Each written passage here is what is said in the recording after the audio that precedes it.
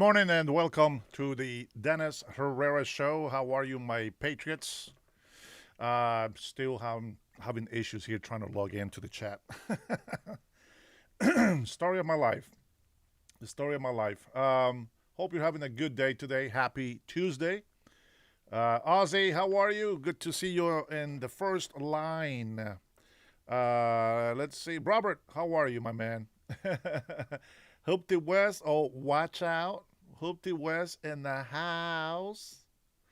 I love it. Guys, we're going to have a good one today, man. I am excited. I am so proud right now that I have become an American citizen. And I'm going to tell you something. I've talked smack. Uh, I've talked smack about this character coming up.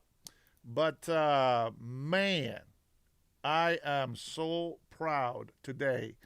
America, it's back. It's back in the world, and I'm gonna tell you something. Last night we had a crazy far left caller, Serenity. I'm gonna tell you something. I don't think he triggered me, but you know what? I needed to get that call. I need to have people just go off on me sometimes. And it's not like I'm looking forward because I mean I don't like to be insulted or be manipulated to feel or do something that I don't want. But I will tell you something. It reminded me that we are on the right path. I learned a lot last night. Let me just tell you that I learned a lot last night, and I am grateful. I am very grateful that people can call in and speak their mind because it reminds me of where we are today in America, and some people might just overlook it. Maybe they don't think about it. They underestimate the situation that we're living today in this world. There's a lot of chaos with religious beliefs and who is right and who's got the right God, and at the end of the day, I don't care what God you bow down to. I know who I believe in. I know who I serve. And I'm going to tell you, I can't make up the words that come out of my mouth. I feel like the inspiration that I feel that God gives me is what I speak with you. Now, whether that is a good thing or a bad thing, it's irrelevant to me. All I know is that I am here on this earth for a reason. And my purpose is to be able to serve the best way that I can. You know, we have a lot of people with leftist ideologies, and they have been indoctrinated to hate one man, and it's very unfortunate because you should be able to go ahead dislike him. You can go ahead disagree with him. You can go ahead and hate if that's what you want in your heart. Go ahead and do that. But I'm the kind of person that says, listen, nobody's perfect. I'm not perfect. And President Trump, regardless of how you see him, I admire him because of, his personal life or whatnot. The way that I measure President Trump and the reason why I support MAGA, right? Make America Great Again. That's for Americans. That is not for Trump. I find so hard to believe that that many Americans, especially on the left, just don't see it that way. Why can't you see that America first should be the priority of Americans? And last night, trying to have a conversation with a far leftist guy, he couldn't set aside the hate that he had for Trump. And I'm just like, okay, regardless, let's say you got some good points. That's great, fantastic. I'm glad that you're happy with whatever you think. But what's important for America, man, I am so excited. I'm not even going to dwell on that too much today. I am so excited. I am so proud. Now, if you guys don't like it, I got my support for my Honduras. This is the country where I was born. and we are united and allied with Israel. And I am very proud of that. And I'm going to tell you something. Listen, you can be religious and you can hate me for not believing what you believe.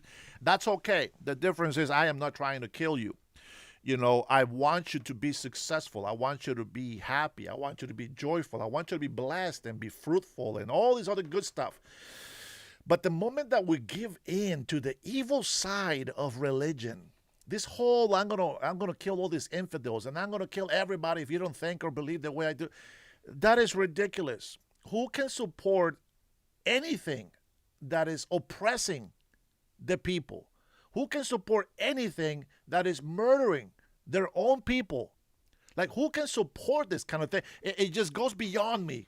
But today, my friends, today we're going to have some good messaging. I'm going to tell you this. If you don't like Fox, I get it. But today, Sean Hannity had the most epic interview, the most powerful words that I have heard in a very long time, if ever. It's so where I am. It's so what I think. It's so what I believe. It's so what's right. And the message is not hidden. The message is direct, straightforward. And we are, man, I'm just so excited to be an American today. So exciting. So exciting. And I'm sure that you're going to agree with me once we actually listen to the actual message. Now, if you are anti-Israel with a name like Mohammed, bro, you're in the wrong chat, my friend. You're in the wrong chat. I'm glad that you worship pedophiles like Mohammed. I'm glad that you do that, but you're in the wrong channel, my friend. This is a channel where we believe Christians are the people that practice the true faith and religion. That doesn't make them perfect. There's a lot of false Christians out there. There's a lot of false Christians. Why do I say that? Because they're gay bishops. There's gay pastors. That is anti-biblical. It's anti-Christian. It's anti-God. That is going against God's will. And that's not something that we do. Do we try to kill them? Of course not.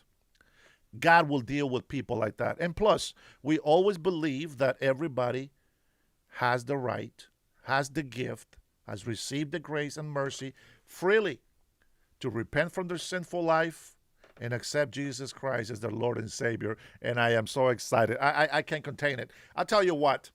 I'm going to grab my nuts and I'm going to go ahead and get this video started for you. I think I want to start with the message. Oh, man. Senator Graham, man, today is his day. Today is his day to shine. All right, I'm going to grab my nuts and let's watch this video together. Oh, wait, before we do that, let me acknowledge some of you beautiful people on here. Samuel, welcome back to the chat. God bless you. I hope that your country is doing a lot better. Hope it was, as I'm proud of you. Always proud when someone that didn't even come from this country takes pride in it. Absolutely, man. I think sometimes that is probably the best people that we can have. If we can have more migrants, like there's a lot of Latinos that come to this country, a lot of migrants from China, from other countries, that they just love the United States so much because they know how hard it is to be free. The United States of America has a very harsh history. But we are not under communism. I know that the libtards, they want communism and socialism and Marxism in this country, but we don't live in that. We are blessed that we're still free.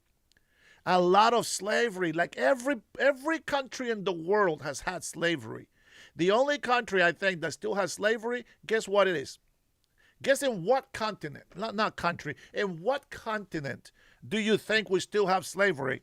Let me remind you that there are some people that think the white man is the white devil, the evil, the oppressing kind.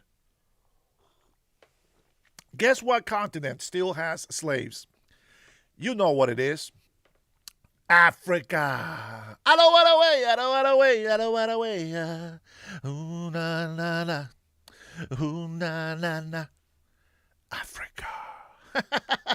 That was a bit from Jamie Foxx back in the 90s. I thought it was hella funny. Let's see. Outcast, no new wars. Listen, nobody wants wars. Nobody wants wars more than President Trump doesn't want wars. President Trump actually wants peace.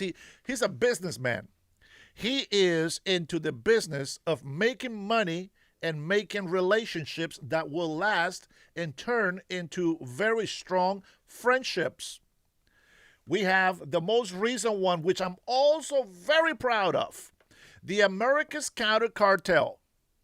And this will give you a glance of where the good people, where the nations that we look at as bad third world countries and all this stuff, this gives you an idea of which countries actually have migrants that are very good from the land that they come from. I know it probably won't make sense to you, but I'm going to tell you something. I'm so happy Honduras was there. The newly elected president of Honduras is part of the America's Counter Cartel, and I'm excited. I am excited. You know why else I'm excited? Because we are forming a group, an alliance, a counter cartel. I mean, that means anti-corruption. Would it be perfect? Of course not. Nothing's perfect. We are not going to pretend to be God Almighty, who is perfect. But I can tell you this, that these people support the United States of America. You know why? Because they have realized, because they know that the United States of America, the most powerful country in the world, is the only one who wants peace.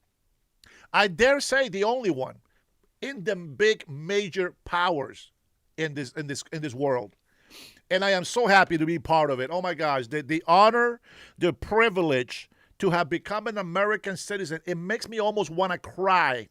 Like I can literally go out there, I want to kiss you all. I want to kiss all the Americans. Now, some people on the left are saying, well, you kiss enough Kister. That nose is so brown, I can tell. Hey, you know what? So what? You can say whatever you want, but I support what's truth. I support what's right and what is just. And I can tell you, this counter cartel Americans, oh my gosh, I will take some credit, not because of me, but because of the president in Honduras who made war against the cartels. Yes, he may have lost the battle. He was set up. He was set up to be the downfall guy. The one man that was fighting against the cartels was actually set up by the Biden administration, which is such a damn shame that Americans have this rat, this vermin in government. They set him up to take the fall. And what did they do after that? They opened the border. They allowed millions of illegal immigrants. And the worst thing is that these guys, they're not stupid. Okay? They're not stupid. They're just not wise. They go out there and announce it to the world that they are communist. The President Xiomara of Honduras, she photo-opted with Venezuela, acknowledging that dictator Nicolas Maduro was a legitimate president after he imprisoned all his political opponents, try to get rid of the opposition party, try to make a one-party country communist. We don't want the commies. We don't want the commies. She goes out and sends a message to the United States of America and says, I want the United States of America's military out of Honduras because you are deporting illegal Hondurans from your country. We depend on the remittances of all illegal immigrant Hondurans in the United States of America. Can you believe the guts or the lacking of balls on this female? She really just threw that out there, and I'm looking at the economy of Honduras, and we're like billions in debt to the United States of America. And she says the United States has not given 1 cent to help Honduras. Well. Didn't that backfire? And now we got a new president who stands with Trump, who said that he condemns illegal immigrants from Honduras in this country and believes that they should self-deport themselves and go back to Honduras and help the country that needs help. Very interesting statement by the president of Honduras. And we have all the presidents like Nayib Bukele, the supreme star of Central America, which Guatemala is following footsteps after, fighting gangs and corruption in government in the country. These people are fighting to bring peace. They are fighting to have a relationship, a friendship. We are the Americas. We are the United States of America, named after the continent. And we are trying to unite the whole Western Hemisphere. We have so many leaders. We got Chile. We got Argentina. We got Venezuela. Well, I think we got Venezuela. But we definitely have Honduras. And you know what? We don't have Mexico. It's very interesting how that fell in there, huh? Well, I tell you what. I hope that Mexico decides to join at some point. Let me give you a little quick message to Mexicans. Mexico is a beautiful nation. It has a lot of beautiful people. You guys are hard workers. I'm witness. I'm witness. You are also the worst alcoholics, the worst wife beaters. You are the worst criminals. You have the cartels. But I'm going to say this. You are also good people that want to take care of your families. I know there's left and right people in Mexico. So who I'm talking about is the people on the left, those who keep oppressing the good Mexican people of Mexico. But let me remind you, Mexicans, throughout Mexican history, there has always been revolutionaries, farmers like Pancho Villa, who has stood up against the corruption of the government. And you know what? Mexico has lost a lot of their land because of the oppressive government, the communist mentality that they carry on. And that's why they keep losing.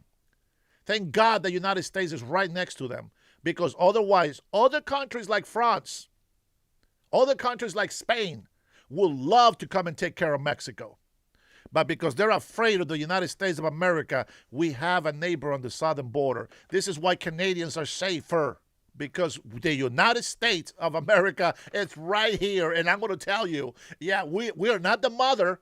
We're not the mother country of Mexico and Canada. But I can tell you this. When the enemies think about attacking Canada or attacking Mexico, the first thing they can think of is like, shit, the United States is right there in the middle. Yeah, we don't want to go there. We don't want to go there. We have to fight for what's right, and we have to protect our nation. Mexico has borders. We got borders. Canada has borders. Every country has a border, and we need to protect them. President Donald Trump has done that already. And right now, I'm going to tell you something. I support our military forces. Every single one of them. You know, leftists want to make our soldiers look like pussycats. The leftists want to make them look like they're some wusses. But I come from an Indian tribe where we are warriors. And people think that we are weak because we're kind and we want friendship over hate, because we want to work together over warring. Don't confuse love and mercy for weakness. I come from a very strong group of warriors. And people don't know this story in Honduras or the history, but I'm going to tell you something. I feel the same spirit here in the United States of America, and it's so powerful and so potent that I am so thankful to God, because God is with the warriors of the United States of America. When you look at the National Guard on the street, you bless them and you tell them thank you for your service. When you look at the Marines, you tell them thank you for your bravery. When you look at the Air Force, thank you for your sky skills, because you protect us from above. When you look at the Navy, the Army, you should be grateful that all these wonderful warriors with courage are part of our military. These are the people that protect us. This is the people that protect the world. So excited. So excited. Because here in the United States of America, where you see Americans that are very kind, very generous, and they're very, very human. They're very human. You get people that are the most courageous and fight for freedom, liberty, and justice for all under God. Amazing. Listen, enough of my ranting. Samuel, welcome. Lone Wolf, what war? Yeah, we don't have a war. Let's see what else we got. Chip, there's a difference between not being perfect and being evil. That's right, and we are not evil. Thank you for pointing that out. Let's see who else we got. Is Brian here yet? Big bro Robert, how are you? My love to you, my friend. Thank you so much for your support. Let's see. Texas, how are you, my friend? Welcome, welcome. All right, guys, I want you to enjoy this. And listen, if you have not watched this, this is so epic. If you are an American patriot, I'm going to tell you right now, this is going to give you goosebumps. I want you to pay attention. Damn, it's a good day to be an American. And I want you to take courage. Our warriors, they know what they enlisted for. And they honor us, which is the greatest thing. They honor us. They sacrifice they're willing to lay their lives for us. Not Israel. Israel is our ally, and we're fighting together. They're fighting with us. But our warriors, they honor us for going to war. Not like the cowards leftists that come over here and all they do is complain and make our soldiers look weak. Yes, when we lose a soldier, we hurt, but we're proud of them. They die with purpose. They die serving the nation that they swore to protect. President Trump, regardless of how you see him or how much you hate him, keep that to yourself. Keep that aside. But don't deny the greatness that this man has, because he has earned every single bit of it. Even with the whole libtards against him, he is still getting the job done. And with that being said, man, I'm going to grab my nuts and let's enjoy this interview together. Here now with more South Carolina Senator Lindsey Graham. Senator, you know, as I listen to that to me is critical. If Donald Trump is offering them civilian use uranium that cannot be turned into weapons grade uranium, offering it to them for free in perpetuity, and they start out by saying that they have the absolute right to pursue nuclear weapons based on their history, their ideology, their chanting death to America. How could we not act? Thank you, Sean. Number one, I want to make a comment. We're fighting people, the Ayatollah and his son, who did not fall far from his father's tree. They're religious Nazis. Nobody believed Hitler wanted to kill all the Jews and create a master race. They were wrong to miscalculate Hitler. People have miscalculated the Ayatollah and this regime for a very long time. Barack Obama and Joe Biden were fools when it comes to Iran. What did Donald Trump do? He spoke them out. They do not want peaceful nuclear power. They want a bomb to purify Islam, to destroy the state of Israel, and come after us. They're religious Nazis, and Donald Trump proved that point. To Steve Witkoff and Jared Kushner, God bless you. You missed the most important thing said on your show. They admitted to Steve, the Iranians, they had 430 kilograms of highly enriched uranium at 60%. It would take less than a month to go to 90%, enough to make 11 bombs. So on your show, it was disclosed that the Iranians admitted to Steve Witkoff, we have enough highly enriched uranium to make 11 nuclear bombs. We literally dodged a nuclear bullet. If President Trump had not done this, they could have had a nuclear capability within months, weeks, not months. And if they had a weapon, they would use it. To all those who don't believe that, you're stupid. You're a fool, and I hate to be so harsh.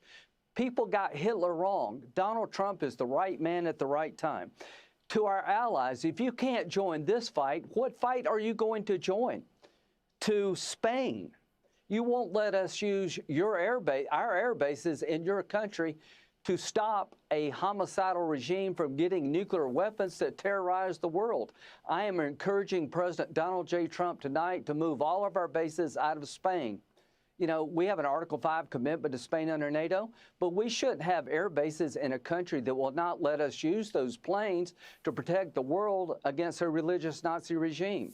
As to Lebanon, there is a military leader in charge of the Lebanese army that I don't trust as far as I can throw him. He is willfully ignoring Hezbollah. He's not disarming Hezbollah. There were rockets fired from areas that were supposed to be cleared by the Lebanese army. Let's get somebody in charge of the Lebanese military that will use it. Finally, to my friends in Saudi Arabia, I've been your biggest champion. I think the Crown Prince has taken Saudi Arabia in a completely different direction in a good way. But here's what I want to say to Saudi Arabia tonight. I'm willing to do a mutual defense agreement with your country to give you protection in perpetuity. Under the agreement I've been pushing, and I hope we can continue to talk about, if you're attacked by Iran, we would go to war for you. To Saudi Arabia, our embassy was hit in Riyadh. Do you not have an obligation to join the fight with us? You've yet to do that. So if you do not believe the American embassy being attacked in Riyadh would trigger mutual self-defense, maybe we shouldn't do a treaty with you. To our friends in the United Arab Emirates, you joined the Abraham Accords when nobody else would. You've been a great partner, but you said today publicly at the UN, your country would not be used to join the fight against the Ayatollah's regime. This is so disappointing. We need partners that will step forward in a fight that we can't afford to lose. The Arab countries are as much at threat as we are. And I've been saying this for 20 years. Finally, we got a commander-in-chief that's clear-eyed. He tried diplomacy. He tried to give them what they say they want, peaceful nuclear power, and they told us to go to hell. And quietly and cheating, they acquired enough highly enriched uranium to build 11 bombs, and the world missed that. If it had not been for Witkoff and Jared, we wouldn't know that. So President Trump, not only did you do the right thing, you did it in the nick of time. And to all the critics of President Trump, do you really believe the Ayatollah wouldn't use a nuclear weapon if he had it? Do you really believe this regime is normal? They're no more normal than Hitler was. So we have a commander-in-chief tonight and President Trump who saved us in literally the nick of time. If we'd waited another year, they would have had 11 nuclear bombs, and they would use them. I've come to understand that there's some people you just can't deal with. If somebody wants to burn your house down, you don't negotiate with them, you stop them.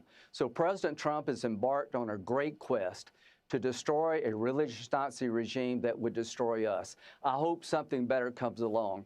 But tonight, we need to honor this young man and the other 6 who fell. The best thing you can do to honor this young man is finish the job he died for. And to all those who died in this endeavor called Epic Fury, you're protecting America, because I believe with all my heart and soul, if the regime in Iran still stands when this is over, we've made a mistake. If they had a nuclear weapon, they would use it. They've been lying about what they're doing with their nuclear program. They want to bomb because they're Nazis, they're crazy. They want to kill all the Jews, and the Jews have been down that road before. To our friends in Israel, God bless you. I'm with you in every way. To all the anti-Semitites, to all the isolationists, I don't believe.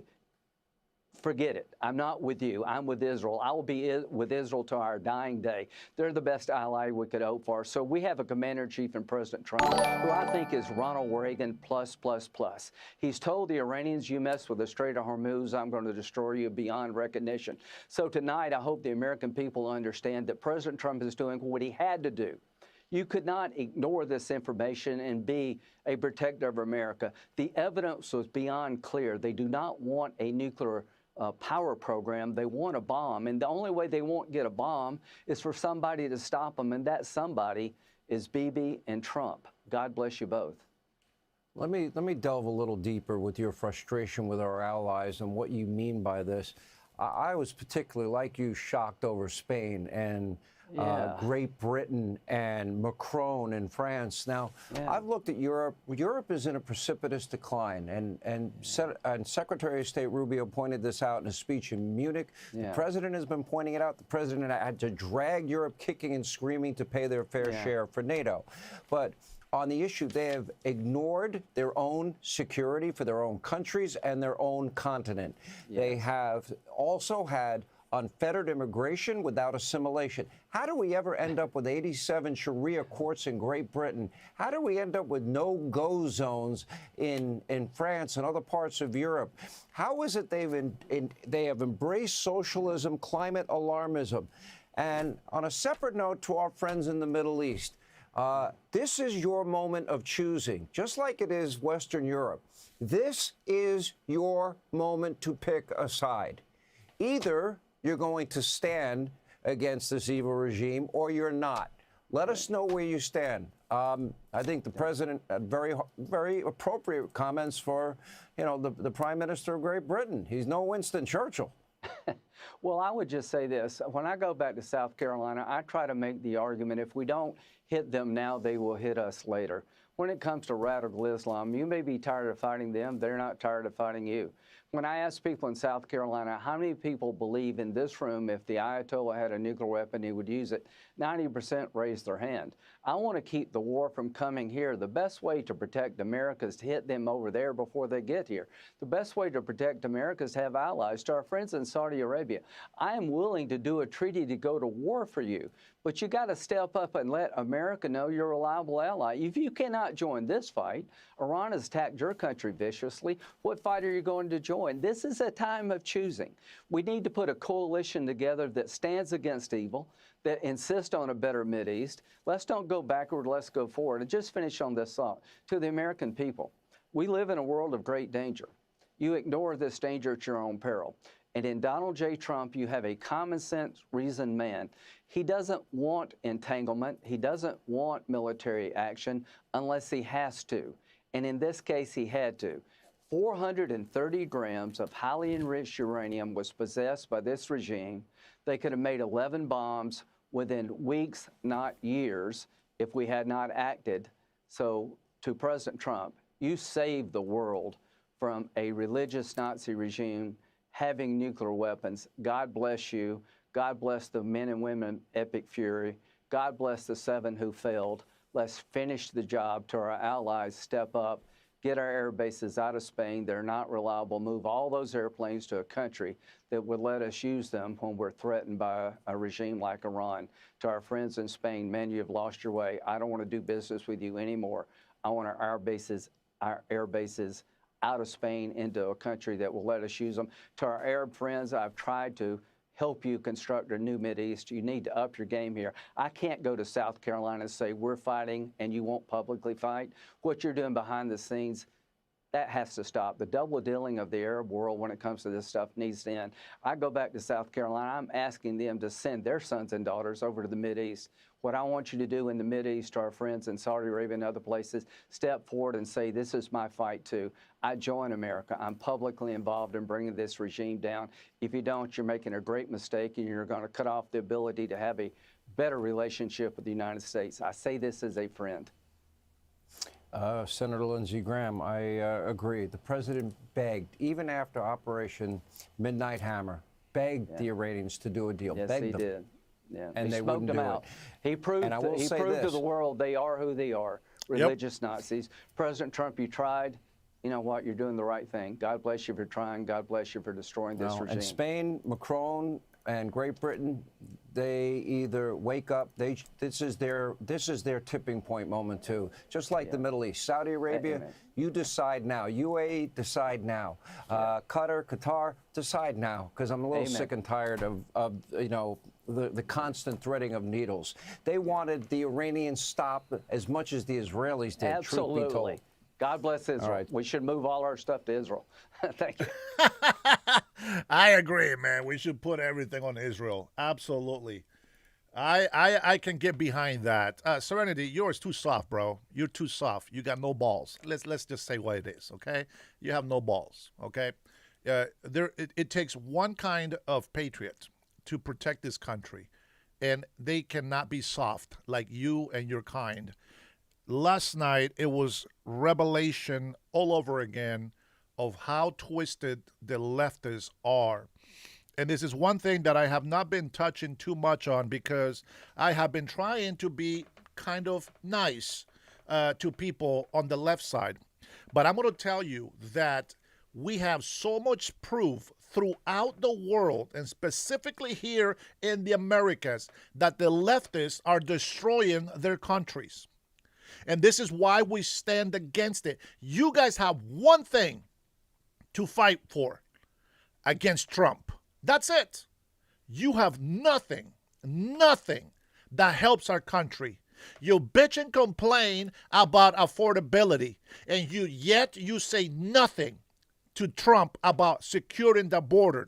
You say nothing to Trump for deporting all these illegal immigrants. You blame him for the shooting of 2 people, but you don't hold those citizens accountable for being obstacles, for impeding, for going over there doing illegal, unconstitutional things that their leaders in their states and their cities have been telling their constituents. Go out there, get in the middle of ICE, interrupt, disrupt, ICE, get ICE off out of here. You know what? They're Americans. They are doing their job. They are following the law. And the moment that you put libtards in harm's way, they will get hurt. And in the same manner, we're delivering the same message to any tyrannical government out there. Like Iran, Ayatollah's gone. The sun will follow. And we will liberate Cuba, whether the libtards like it or not. We will continue to fight for what's right. I am so excited about everything that is going on. I am so proud because Lindsey, I don't like Lindsey. I think he has messed up enough for me not to like him, but today he makes me proud. And that is the difference that I have that the libtards will never understand. We are all humans. We all make mistakes, but you guys are so hard-headed. You think you have the truth when you only have half-truth, which is a lie. You guys don't get sarcasm. You guys don't get jokes. You are sissies. You get offended with little names. You don't understand what respect is. You don't know what respect is. You think that it's being disrespectful that I say libtards or retards? That's not disrespect. Because I'm not calling you out directly. Serenity, you have earned my disrespect. It's all yours. This is what you wanted, so now you have it. I got no respect for you, nor will I ever want to talk with you again. Because you are a libtard, and you never leer from your leering center where you graduated from. So unfortunate that you have the smarts and the potential to be a good American, but you're just too libtard for me. There's nothing I can do to help you. I hope that one day you will see the light and come to the right side.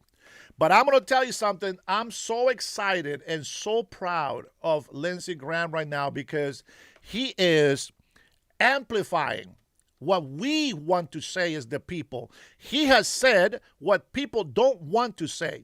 And what an amazing testimony and what an amazing message to the world leaders. Listen, there is a war coming. It is inevitable. We don't want wars. We will fight to not have wars, period. But we're not going to back down. We're not going to chicken shit out of with any difficult situation. We're not going to be cowards. And we are going to honor every single one of those warriors that steps up and provides an honorable fight for our country. The leftists, they think, look at the mentality of the libtards.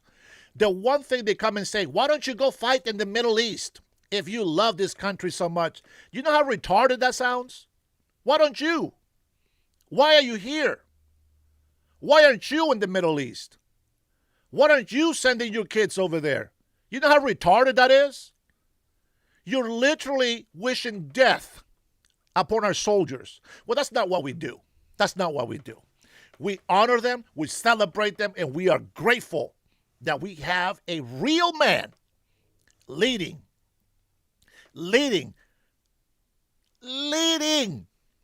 real men and women, soldiers who fight for this country. They have cleansed the military. They're not against gays, but they are against those who have a sexual dysphoria, gender dysphoria. We need people who are sane enough in their brains to represent us, to fight for us. And Pete Hegseth have proven to be the most amazing Secretary of War. And that Raising Cane, oh my God, I can't wait. I can't wait. Let's get to it. Let's get to it. This is, to me, this will be the highlight of my day because it gives me hope for the future that the libtards are not going to stop us from freeing ourselves and the world. And I'm going to tell you something. The libtards can go ahead and celebrate and say that the midterms is in their pockets. I beg to differ. I beg to differ. I am so excited. Let's get to it. Guys, oh my gosh, I love the military. You guys are amazing. Let me take a moment here. I want to say thank you. And I want you to pay attention and listen carefully. I want to give thanks to any American green card alien resident holder that has served in the military. I thank you for your service. But that's not it. I want to honor my utmost respect for those veterans and for those soldiers who continue to fight for our country, who continue to represent us in an honorable way, in a courageous way, and have not turned their backs on us, on the American citizens. You honor us, and we honor you back. We love you. We need you. We are so grateful that you have been able to make a commitment. You stuck with it. You sacrificed family time. You sacrificed your own personal time. You went through wars. You have been deployed multiple times. Some of you probably never have seen the battlefield. But you have sacrificed and you were willing to be there to fight for us, no matter the cost. You didn't question orders because you represent the United States of America. Will our leaders make mistakes? Most certainly, probably will. But your devotion, your loyalty to represent the United States of America, it is a great honor for us to have you serve in the military. Let me tell you something. If we were always going to do something good all the time, we might as well not exist. We are not God. We will make mistakes, but let's make no mistake about this one thing. Our goal, our main purpose as Americans is to look after American interests. And for those of you who are veterans that have not turned against us, those who continue to fight for American citizens and not illegal immigrants, those who continue to fight for we the people, we thank you so much. We love you and we appreciate you. My words are not enough to tell you how much you mean to us. And for every fallen soldier, I am so proud of what we're about to hear right now. Because your deaths, your sacrifices, that very same love which in what you died for us, we'll honor it today and we'll respect it. And you give us courage to continue this fight. And I'm going to tell you something. You, the military, the service people, you have lit my heart on fire.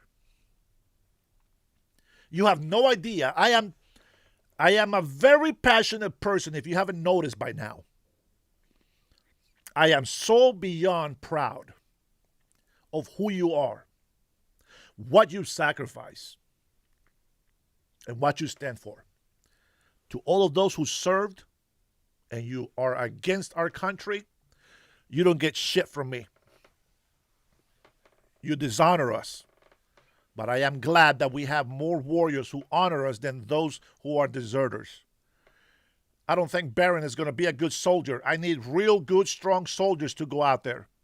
You guys are retarded if you think that anybody can be a soldier. Somebody has to stay at home. Somebody has to protect our nation. Not everybody gets to be a soldier. Stop being retards. You are thinking with hate for the president. I get it. But that's not the best interest for our country. Understand that. And for those of you who says that I'm not willing to enlist, I am running for one position, Commander-in-Chief of Washington State. And don't you forget that. I am trying to serve my country by serving my state and my constituents. American citizens first. Illegal immigrants last.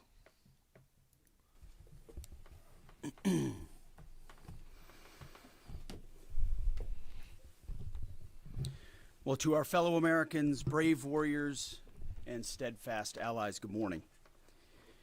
You know, as someone who led soldiers in the streets of Baghdad and Samarra, Iraq, and who trained counterinsurgents in Kabul, Afghanistan, and who still carries the weight of brothers lost to Iranian terrorist proxies, many backed by the same Iranian regime we're confronting now. This fight, Operation Epic Fury, it hits home. Our generation understands this fight. For 47 years, these barbaric savages in the Iranian regime have murdered our brothers in arms, my guys, your guys, our guys. Through their terrorist proxies and cowardly attacks, now they race toward a nuclear bomb to hold the world hostage. The Iranians have targeted and killed thousands of my American brothers. That race to a nuclear bomb, President Trump will never allow it. Not now, not ever, not on our watch. The mullahs are desperate and scrambling. Like the terrorist cowards they are, they fire missiles from schools and hospitals, deliberately targeting innocents, because they know their military is being systematically degraded and annihilated. Iran's neighbors, and in some cases, former allies in the Gulf, they've abandoned them. And their proxies, Hezbollah, the Houthis, and Hamas, either broken, ineffective, or on the sidelines. Iran stands alone, and they are badly losing. On day 10 of Operation Epic Fury, we are winning with an overwhelming and unrelenting focus on our objectives, which are the same as the day I gave my first briefing here on Operation Epic Fury. They're straightforward, and we are executing them with ruthless precision. One, destroy their missile stockpiles, their missile launchers, and their defense industrial base. Missiles and their ability to make them. Two, destroy their navy. And three, permanently deny Iran nuclear weapons forever. It's a laser-focused, maximum authority mission delivered with overwhelming and unrelenting precision. No hesitation, no half measures. As President Trump declared yesterday, we're crushing the enemy in an overwhelming display of technical skill and military force. We will not relent until the enemy is totally and decisively defeated. But we do so on our timeline and at our choosing. For example, today will be yet again our most intense day of strikes inside Iran. The most fighters, the most bombers, the most strikes, intelligence more refined and better than ever. So that's on one hand. On the other hand, the last 24 hours have seen Iran fire the lowest number of missiles they've been capable of firing yet. Just the bifurcation, just the trend lines that we talked about on our first briefing. You see, this is not 2003. This is not endless nation building under those types of quagmires we saw under Bush or Obama. It's not even close. Our generation of soldier will not let that happen again, and nor will this president, who very clearly ran against those kinds of never-ending, nebulously scoped missions. Those days are dead. Instead, we're winning decisively with brutal efficiency, total air dominance, and an unbreakable will to accomplish the president's objectives on our timeline. We stay locked on the target because here at the Department of War, that's our job. Now, the chairman and I, having just returned from Dover last night, our troops and their families and the enormous sacrifice that they make is certainly heavy on my mind. So I'll close with scripture, drawing strength from Psalm 144.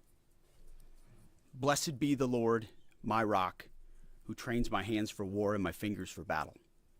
He is my loving God and my fortress, my stronghold and my deliverer, my shield, in whom I take refuge. May the Lord grant unyielding strength and refuge to our warriors, unbreakable protection to them and our homeland, and total victory over those who seek to harm them. And amen. God bless our troops and this mission. Mr. Chairman, over to you. Thank you, Mr. Secretary, and good morning, everyone, and thank you for being here. I'm here today to continue the updates to the American people and to those in the room on Operation Epic Fury. First, let me start with honoring our fallen. As the Secretary said, on Saturday and again last night at Dover Air Force Base in Delaware, our nation's leaders honored our returning fallen as they arrived home for their final time. Last week, I shared a few of the names, and today I want to share the rest. Major Jeffrey O'Brien and Chief Warrant Officer 3 Robert Marzan were the final two fallen to return home and members of the U.S. Army Reserve's 103rd Sustainment Command out of Des Moines, Iowa. Last night, as the news has been reporting, we honored the return of Staff Sergeant Benjamin Pennington of the U.S. Army's 1st Space Brigade from Fort Carson, Colorado. When I met Ben's family last night, his mom, his dad, and his sister, they showed me a picture, a drawing that Ben had made when he was in kindergarten. It was clear all the way back then that Ben wanted to do one thing in his life, and he wanted to serve his country and be a soldier. And to the Penningtons, just know how Ben was absolutely a great one. And finally, Major Sorfleet Davies, who returned home this weekend after sadly passing away from a medical condition while on duty in Kuwait. We welcome him home as well and mourn with his family. To the families and the families of all of our fallen, we share in your profound grief. The Joint Force remains eternally grateful for your sacrifice and the gift of a great example that your service members have given all of us. I want you to know that their names will never be forgotten, and you and your family are part of our Joint Force family forever. Let me talk a little bit about the progress thus far, acknowledging that Admiral Cooper will likely continue to give updates from CENTCOM. As the Secretary said, we're in the 10th, moving into the 11th day of Operation Epic Fury. The Joint Force remains focused on 3 military objectives: continue to destroy Iranian ballistic missiles and drone capability in order to prevent attacks on the U.S. and others throughout the region. And this means attacking launch sites, command and control nodes, stockpiles before they can threaten our personnel, our facilities, and our partners. Second, we continue to strike the Iranian Navy and their capabilities in order to do things like sustain movement through the Straits of Hormuz. And third, we continue to start working on and going deeper into Iran's military and industrial base in order to prevent the regime from being able to attack Americans, our interests, and our partners for years to come and project power outside their borders. This means servicing production facilities, research and development sites, and infrastructure. Let me turn to the map. We're going to try digital today to prevent laser injury. Since our last update, CENTCOM continues to make progress across the southern flank. To date, they've struck more than 5,000 targets. U.S. Strategic Command bombers recently dropped dozens of 2,000-pound GPS penetrating weapons on deeply buried missile launchers across the southern flank. We also have struck several one-way drone factories to get at the heart of their autonomous capability. And of course, alongside our regional partners along the southern flank, continue to execute intercepts against one-way attack drones using fighters and attack helicopters. Our strikes mean we've made significant progress in reducing the number of missile and drone attacks out of Iran. Ballistic missile attacks continue to trend downward, 90% from where they've started, and one-way attack drones have decreased 83% since the beginning of the operation. A testament to our air defenders and our air defense systems, and as I said, our partners in the region continue to do great work as well. Second, we're making substantial progress towards destroying the Navy. In the first 10 days of the conflict, we're more than 50 Iranian naval ships into the campaign using a combination of artillery, fighters, bombers, and sea-launched missiles. As Admiral Cooper noted last Thursday, we struck and sank an Iranian drone carrier ship, and U.S. CENTCOM continues today to hunt and strike mine-laying vessels and mine storage facilities. This work will continue. Third, against our objectives, we've begun to target Iran's military and industrial complex, again, focusing on centers of gravity to get upstream of the shooters out in the field in order to deny them the ability to continue to generate those one-way attack drones. Let me spend a minute talking about the joint force. Across the area of responsibility, this is gritty and tireless work, and I cannot begin to explain how incredibly proud I am of the extraordinary courage, tenacity, and grit and professionalism within the joint force. Last time I had a chance to talk about the Army's incredible logisticians who are out there sustaining the fight. Today I want to highlight a few groups of sailors. First, I want to thank the men and women of the Ford Carrier Strike Group and their families, and let all of them know how grateful I am for their leadership and service. The crews on board this strike group have already been endured months at sea only to get their deployment extended. These exceptional Americans, rogered up, all supported by their families, continue to stand the watch, taking the fight to the enemy over and over again, night after night. Aboard ships like the USS Ford and the Abraham Lincoln are a special group of sailors I want to highlight today. These are the men and women, the sailors up on the roof running operations on the flight deck. With an average age of the early 20s, these are the unsung heroes of naval aviation.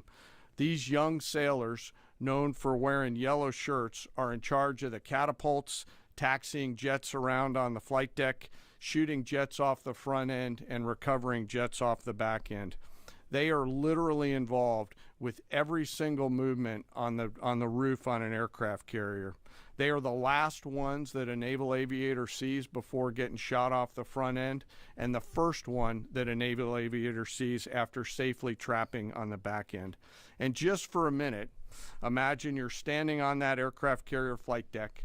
There's 30 knots of wind in your face. The deck is slippery, covered in grease. It's noisy. There are propellers spinning. There's jet blast everywhere. The helicopters are running. Your head is on a swivel, and you're trying to direct a multi-million-dollar fighter into a 1-foot square box so that those naval aviators can be shot off into the black of night to go do America's work. Those jets are fully loaded with missiles and bombs, and they are a world-class team combined with the naval aviation and the aviators in those jets. This beautiful symphony of American spirit is the definition of perfectly organized chaos. And these crews do it every single time the carrier is at work. Oh, by the way, in the middle of the night and oftentimes in the pouring rain. These are dedicated young people who take the road less traveled to serve their great nation, doing the deeds that we need them to do. America's enlisted force is the pride of every nation's military, certainly ours, and the envy of every other one as well. Each and every one of them out there across the joint force are extraordinary, and in particular today I want to highlight the yellow shirts. Ladies and gentlemen, our work continues. It'll continue to be difficult. I ask every American to keep our deployed force and their families in our thoughts. Combat deployments can be tough on the force and the families, and it's important that we continue to remember that. I remain deeply humbled by the 2.8 million members of the Joint Force, and I'll end where I started, and that's remembering our fallen and their families whose sacrifice will be felt forever. And with that, I'll take some questions with the Secretary. A beautiful symphony of American spirit. Well said, Mr. Chairman. Thanks, sir.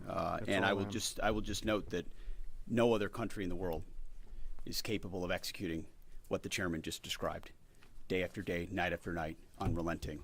Well said. Thank you. Yes, sir. Alexandra Ingersoll, One America News. You talked, Mr. Secretary, you talked at the conference in Florida on Thursday that there was a 90% missile capabilities degradation and 83% drone degradation, and I know the chairman just repeated those numbers. We've seen the most amount of fighting these past 5 days. Is there any update to those percentages? And also, are you able to give any quantification of degradation to the enemy's nuclear capabilities yet?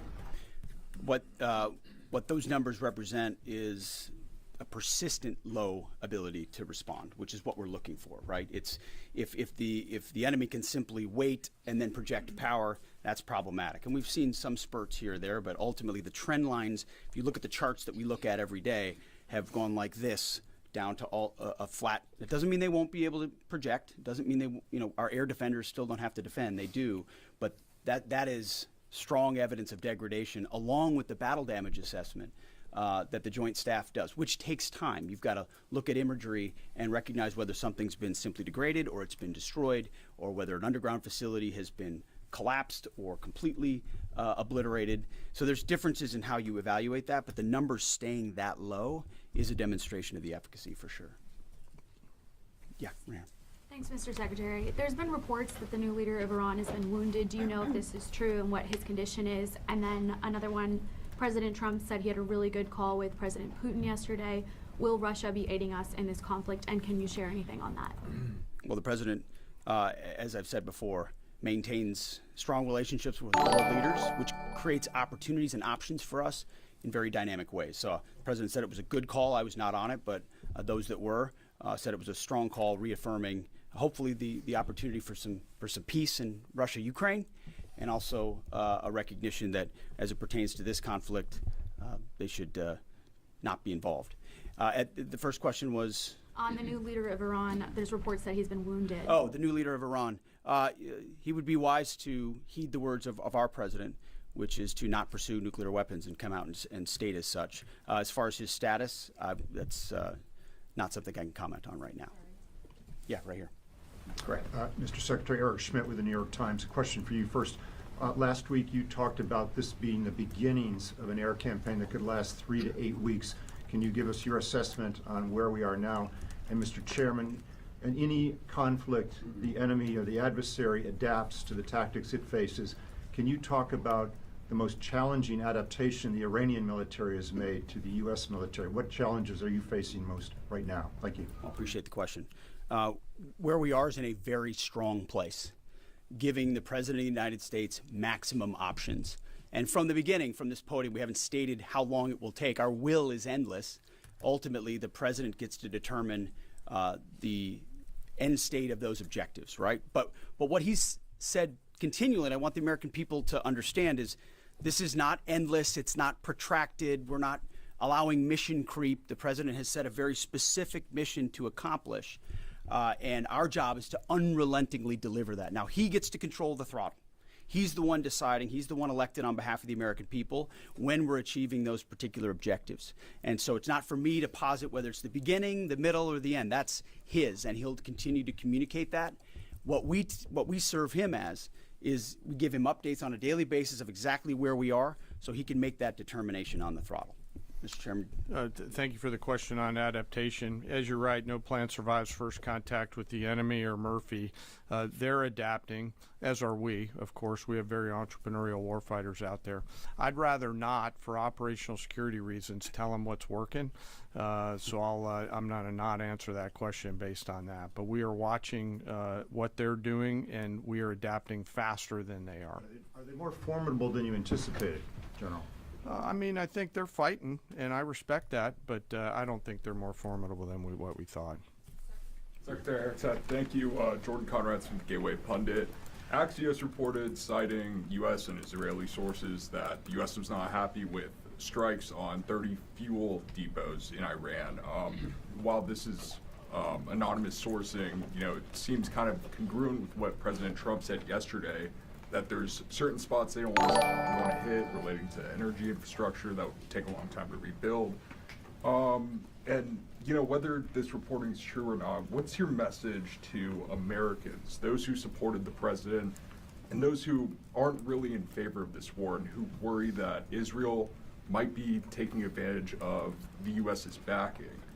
And then for Mr. Chairman, for you, I wanted to ask, when you say that we're moving inland, what capabilities does Iran have to shoot down jets over their land?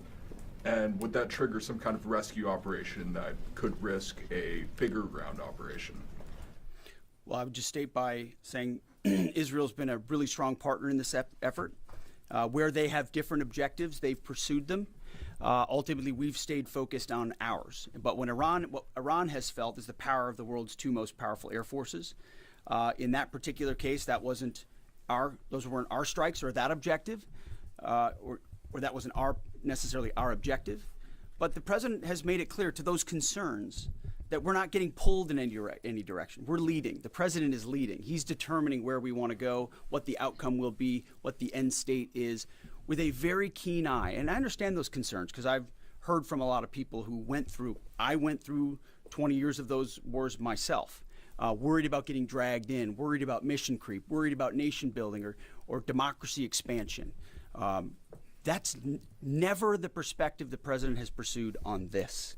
Just because previous presidents and previous secretaries have decided to just pour more resources and more people in toward some unguided end state, doesn't mean that's the way the world needs to look today. In fact, the American people voted for a different approach. But what the president also stated from the beginning was Iran can't have a nuclear weapon. And it's one thing to say it. It's easy to say. Anybody can say that. I mean, Barack Obama said that. But to do something about it takes courage and resolve. But in that courage and in that resolve, you can also be very scoped in what you're trying to execute to ensure that the sacrifice of Americans, American treasure, American lives, all of those properly meet the objective that you're trying to accomplish. And certainly, as someone I talked out front about what the Iranians have done to our generation, yes, we're clear-eyed about it. But my job is to keep it scoped, given the directive to the president to accomplish the mission.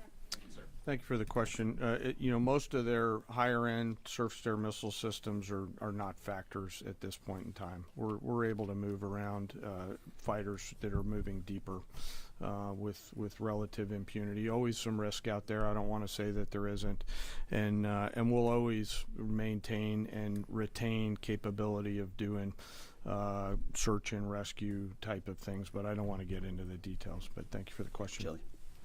Thanks, Mr. Secretary. President Trump told our team on the ground early this morning that the thing that has surprised him the most during the course of this operation so far has been the Iranian regime attacking countries that are not attacking them. I'm curious if that surprised you as well. And General, curious if you were open to the possibility of escorting vessels through the Strait of Hormuz, and if you could describe some of the challenges of doing so. Big mistake by the Iranian regime to start targeting its neighbors right away, exposing who they are and what they're all about, indiscriminate targeting, flailing recklessly at the beginning. I can't say that we anticipated necessarily that's exactly how they would react, but we knew it was a possibility. And I think it was a demonstration of the desperation of that regime then and that regime now, that they still think their pathway out is to try to alienate their Arab partners even more, who've instead decided to come to us and have been willing to go on the offense, have been giving us access, spacing, and overflight in a new partnership that will continue to remake the region the way that President Trump did with the Abraham Accords. So you're pushing those countries in our direction to support this effort, further alienating Iran. And I think it's worth underscoring. I see in the media banners that say, war expanding or war spread. it's actually the opposite. It's actually quite contained, and more of those countries are coming on side, recognizing that you can't live under a conventional umbrella with nuclear ambitions with a radical regime like that. Again, properly scoping the objectives in the process. And then you want to talk about the Strait? Sure. On the potential, if tasked to escort, we'll look at the range of options to set the military conditions to be able to do that. And then, like we always do with every potential mission, come to the Secretary and the President with both what are the resources required, what is the command and control required, and what are the risks, and how do we mitigate those risks. So we're looking at a range of options there, and we'll figure out how to solve problems as they come to us. But I would reiterate also to add to what the chairman said, the truth the president posted last night about that, saying if Iran does anything to stop the flow of oil within the Strait of Hormuz, they will be hit by the United States of America 20 times harder than they have been hit thus far. He goes on to say, death, fire, and fury will rain upon them. You've seen the truth and read it. But he takes very seriously the condition of that straits. We have capabilities that no other nation on earth has, and we're certainly working with our energy partners across the administration to control for that. That's part of that scoping of this. The world needs to understand this doesn't have, this isn't intended to be, nor is it something that will expand. We know exactly what we're attempting to achieve here, scoped properly, and the American people can count on that for sure. Thank you so much, Secretary Hegseth. President Trump has long said that he wants to minimize the loss of life in war, which wherever it occurs in whatever country, which so many people obviously appreciate. Can you detail the specific measures the Pentagon is taking to minimize civilian casualties and strikes inside Iran? And secondarily, is the Pentagon prioritizing replenishment of precision-guided munitions, long-ranged strike weapons, or air defense interceptors? And can you share any details on which systems are being prioritized? Yeah, seeing it from the inside every single day, including this, no nation takes more precautions to ensure there's never targeting of civilians than the United States of America. From the boat strikes in the Caribbean, where every single strike is assessed to this campaign here, no nation in the history of warfare has ever attempted in every way possible to avoid civilian casualties. And frankly, that's a point that just isn't appreciated enough. Where things happen that need to be investigated, we will investigate. To the question shouted in the back, that it's not open source is not the place to determine what did or did not happen. We take things very, very seriously and investigate them thoroughly, which takes time, and which is why it does take time. But ultimately, unlike Iran, who targets civilians indiscriminately, who we've seen in the intel moving rocket launchers into civilian neighborhoods, near schools, near hospitals, to try to prevent our ability to strike. That's how they operate. And then they set the targeting of drones and missiles toward civilian targets, hospitals, hotels, airports.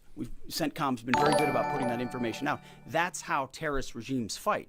They target civilians. We do not. And I can tell you this administration and this Pentagon focuses on that very, very closely. Does it have Tomahawk missiles? Go ahead. You will hold someone accountable if it turns out that Sir, was a this US morning munition that hit the the school? Iranian government is saying a lot. They continue to say they're prepared for a long war. If that's the case, what could you tell the American people as far as the steps the Department of War is taking to make sure our troops have the protection and the resources they need as the mission continues?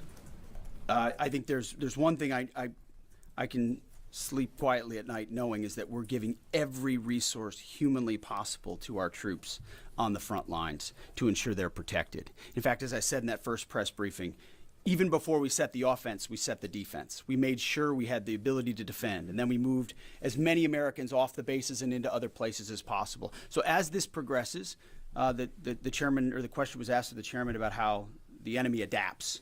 Well, of course, we adapt too in real time. And to watch our warriors iterate on air defense and interdiction on drones and missiles and how we get after it, it's incredible how they refine the tactics, bring in new assets to find different ways of getting at emerging technologies. So that is one of the things we're laser focused on every day. Yes, we're going on offense more effectively than any country in human history, but we're also ensuring that in every way possible we're defending the best Americans we have who wear our uniform, no doubt. Let's do one more. Thanks, Secretary Hegseth. The president has indicated that maybe the operation will wrap up sooner than he thought it was going to. What's the plan once the U.S. stops military action? Will the U.S. play a role in the aftermath, or will they leave Iran to sort it out? Ultimately, the aftermath is going to be in America's interests, our interests. We won't live under a nuclear blackmail scenario of conventional missiles that can target our people, which is why the objectives have been scoped from the beginning. Missiles, missile production, a defense industrial base, Navy, all in service of ensuring they don't have nuclear power projection capabilities. That's what matters to President Trump. That's what matters to the American people. And ultimately, that's why we're so laser focused on ensuring those objectives and those objectives alone are met. Thank you. I appreciate it. Thank you. 100% no nuclear capabilities, especially for those who says death to America. If you guys haven't understood yet, I know my conservative friends and Christians and the people that back up our warriors. Number one, guys, thank you for subscribing and for liking the video and for becoming members. You guys are all the same to me. I love you all and thank you for your support. There's nothing really special about members except for once in a while I do some things that are just for members because this is the people that I trust that have my back. This is what I do for a living, guys. So it's entertainment, it's my opinion, and this is a place where you can go ahead and chat with each other. So I really please ask that you be respectful to other people on the chat as best as you possibly can. If you dish it, you better be able to take it. That's all I got to say about that. Now, the one thing that people don't understand right now about this is they can look at the United States of America right now fighting. Number one, we have warriors. We don't have wusses in the military. There is one thing clear. Pete Hegseth, probably one of the best secretaries of war, amongst the best general next to him, and all these other soldiers that we have today, they are doing what they're supposed to do. We will not take chances with terrorists who says death to America. We definitely need to stop them 100% right now, and we are in for the long haul. We don't want wars. President doesn't want wars, but we're going to fight when we need to fight. With that being said, for those who don't support Israel, I get it. You have been fed this lie that Israel colludes with, the enemy and that we are just puppets for Israel. Let me tell you something. What you guys don't understand is that we have enough enemies throughout the world. Israel is one of our best allies. UK used to be one. But Israel is one of our best allies. And right now, if you missed it, Lindsey Graham this morning, he said a message, last night on Sean Hannity's show. He said to the people out there, to the Middle East Arabs, to the Arab countries, to Europe, to everybody out there, you need to pick a side. We are fighting against a terrorist Islam movement.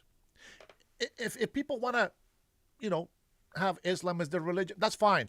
But you got to know what you're getting into, okay? The world has been invaded by illegal immigration. It's an excuse of seeking asylum. That is the number one excuse for people invading countries.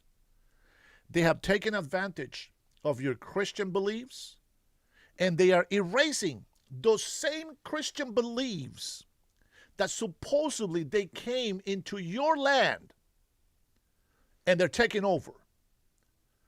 What the Americans here think is, if you come to this country, assimilate, but don't come and make our country the same as the country that you're fleeing from.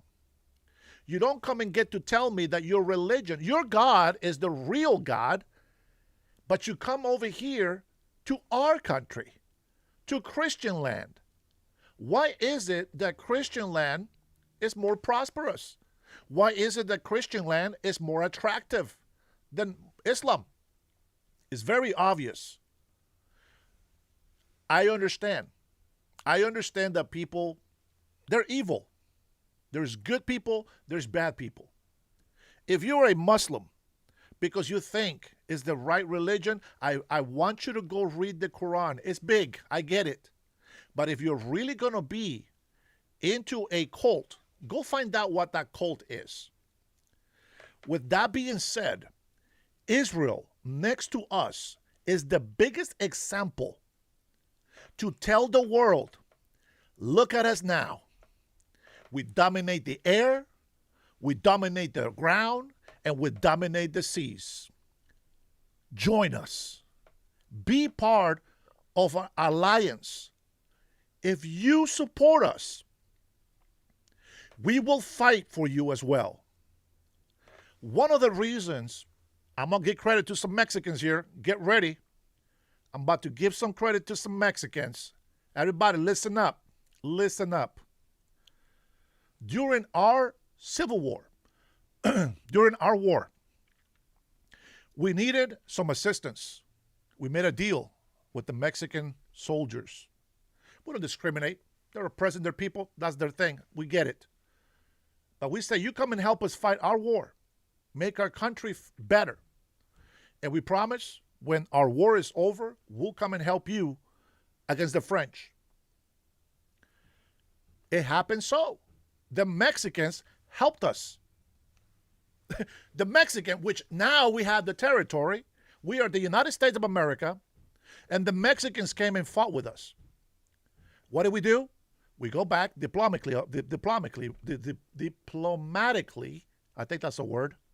Diplomatically. I'm making it up. I hope that's a word. Diplomatically, we went and told the French to get their ass back to Europe and leave our Americas alone.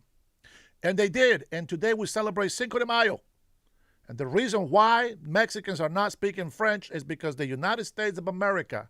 But the United States of America also benefited from Mexico. So kudos to Mexicans. So I am going to say this. Israel, the libtards, the leftists, want to put Israel through the ground and want to talk evil and this hate and this, that, and this. But what you don't understand is we are not looking at Israel and say these people are perfect. No. The opposite. They're imperfect just as we are. But what we're looking for is an alliance, a friendship of people that think alike. Now, let me tell you something. Islam will never be able to align with Western values, with Christian values. But I'm going to tell you something. We just had the America's Counter Cartel Union here in the United States of America and the Latin countries down south. Mexico was not in there. They're going to miss out. Mexico's defending, well, not the Mexican people. That's good Mexican people. We're talking about the corrupted government right now in Mexico. Okay? They are behind the cartels. They support them. Hey, listen, to each his own. The fact is, we have a great union now. We have a deal here with the Americas. Now, we want to give an example to the Middle East. Qatar. Man, I'm telling you, these Arabs, they are like Trump in a way. They want money. They want peace, prosperity. They want to be able to trade freely without being afraid of somebody trying to sabotage here and there. I'm not saying they're perfect. I'm not saying go support their religion. I'm not saying none of that. What I'm saying is we need an alliance. We need more than an alliance. We need a friendship, a true friendship to say, I understand what your values are. You know what my values are. Just like I give a chance to the libtards to come in here and talk with me. And if they want to take that chance to have a conversation and stay united, even though we disagree on things, that's great. But if they don't want to take that chance, they can shove it. And it's not going to make me lose sleep over it. But I can tell you, Israel is the biggest example to the whole Middle East of what can happen if they join us. If all the Arab countries join us, there will be peace in the world. Until we don't have any more courageous Americans and people who stand for peace and justice for all. With that being said, why don't we jump to change gears and go into the latest of press, the White House press Carolyn Lovett is going to give us some information. Adam, welcome, brother. I need to talk to you very soon. I have some serious questions.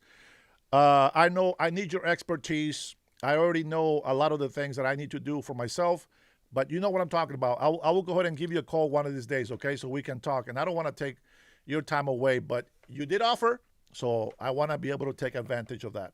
All right, Carolyn Lovett, guys, let's take a listen to see what the update here is.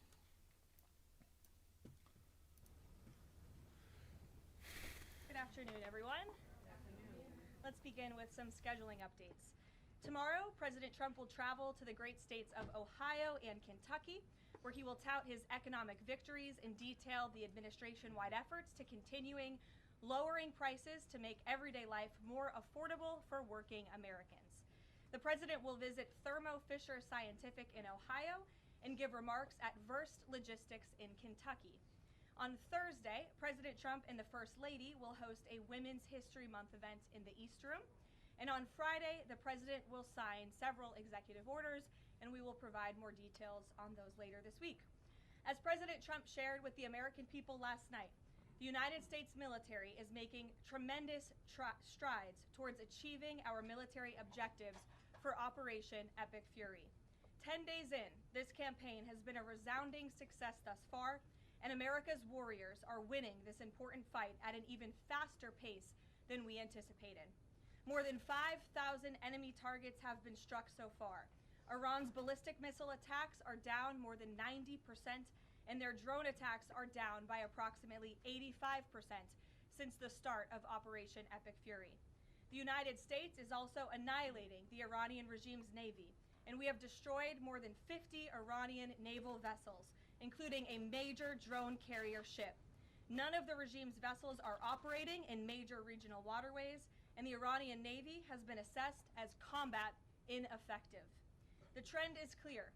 U.S. combat capabilities are increasing and growing more lethal and dominant by the day, while the Iranian terrorist regime's ability to respond has rapidly declined. Now, the U.S. military is moving to dismantle Iran's missile production infrastructure. Our incredible B-2 bombers recently dropped dozens of 2,000-pound penetrator bombs on deeply buried missile sites. Last night, President Trump reiterated his commitment toward keeping oil flowing through the Strait of Hormuz so the United States and all of our allies can receive their energy needs.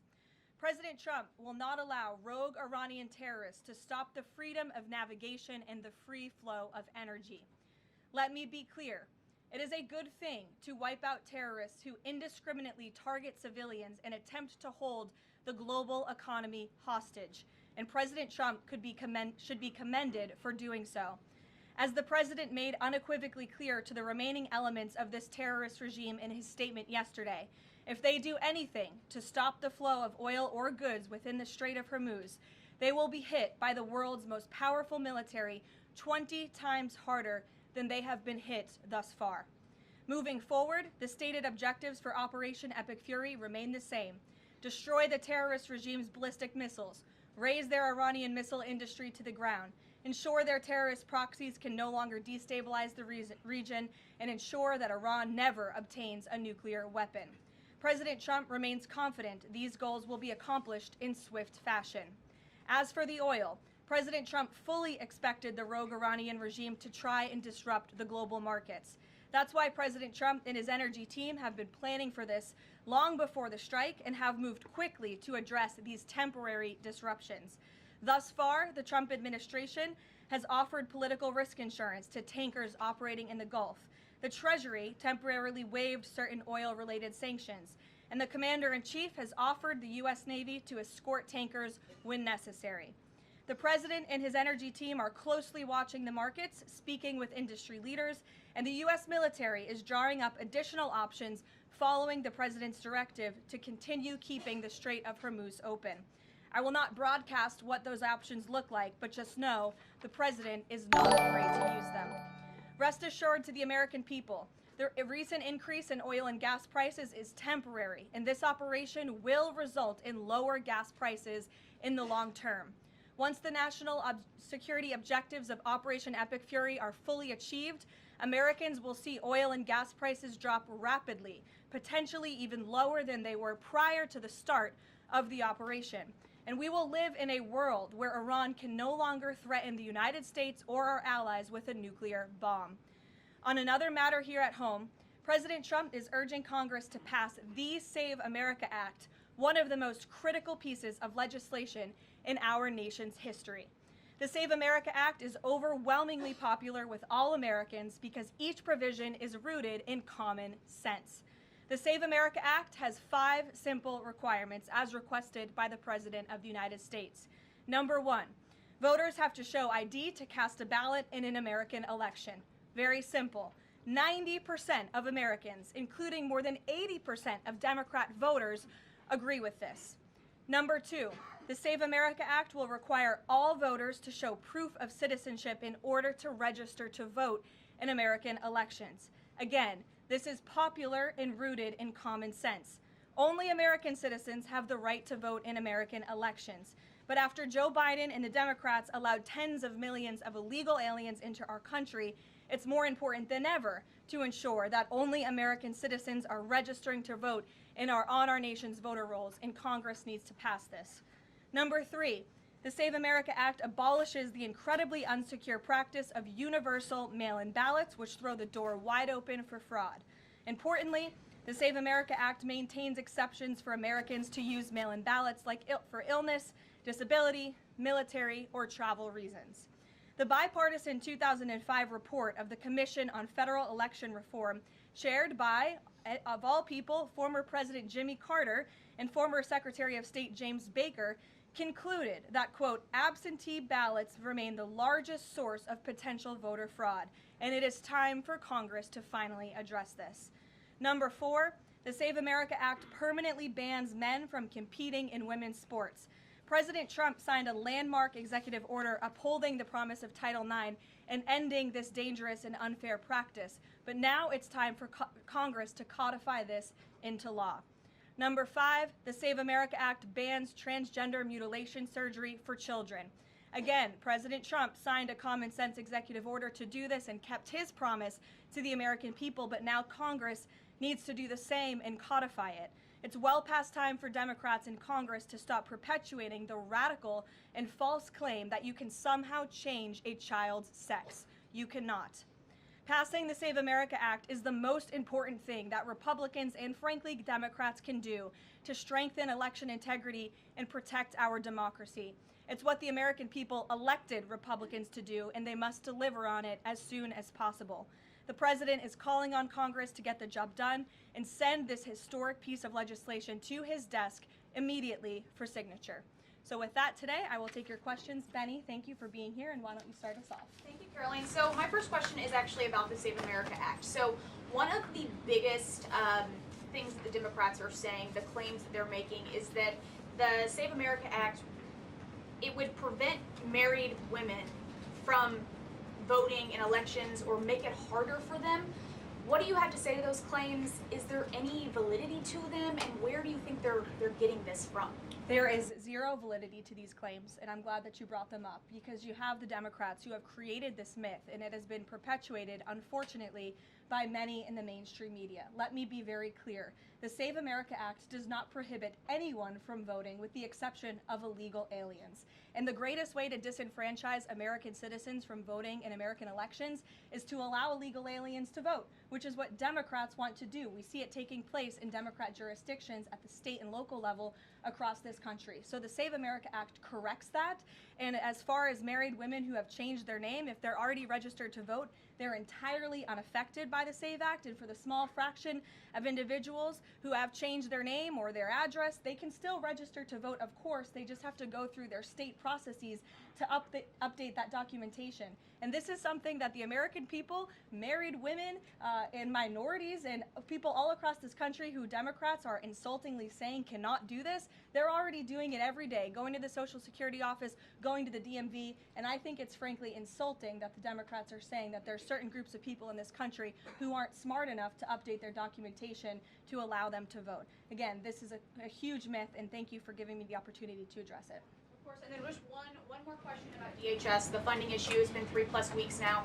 I was at the airport this morning in St. Louis, Missouri, and it was early in the morning, and one of the TSA agents, I saw her, she was kind of tearing up, she was crying, and I asked her, I was like, what's wrong? And she was like, I can't make my phone payment, I can barely make my car payment that's coming up. I think a lot in the Beltway, there's so much noise between Democrats, Republicans. It's the Democrats' fault, it's the Republicans' fault. But what is the White House's message to the American people that are struggling because they're not getting that paycheck? It's take away the politics. What do you have to say to those people? President Trump wants the Department of Homeland Security. He wants TSA, he wants FEMA, he wants the brave men and women of our United States Coast Guard to receive their paychecks, and he wants this department to be fully funded and fully reopened. And so to any American out there who is struggling without a paycheck, we know there's more than 100,000 of you across the country. To any American out there who is showing up to an airport and facing incredibly long wait times and lines, call your Democrat member of Congress and tell them to fund the Department of Homeland Security. That's what President Trump wants to do, and it's completely ridiculous that the American people are suffering as a result of these partisan games that are being played by Democrats on Capitol Hill. Thank you. Steve. You said the operation was going faster than anticipated. What is your current timeline for how long the war will last? So look, as you know, Steve, the president and the U.S. military's initial timeline was about 4 to 6 weeks to achieve the full objectives of Operation Epic Fury. Again, to destroy their missiles and their ability to make them, destroy their Navy, permanently deny them nuclear weapons forever, and to, of course, weaken their evil terrorist proxies in the region. We know that the U.S. military and our brave warfighters are quickly and expeditiously executing these objectives well ahead of schedule, but ultimately the operations will end when the Commander-in-Chief determines the military objectives have been met, fully realized, and that Iran is in a position of complete and unconditional surrender, whether they say it or not. Does the president still want Iran's unconditional surrender? Well, when President Trump says that Iran is in a place of unconditional surrender, he's not claiming the Iranian regime is going to come out and say that themselves.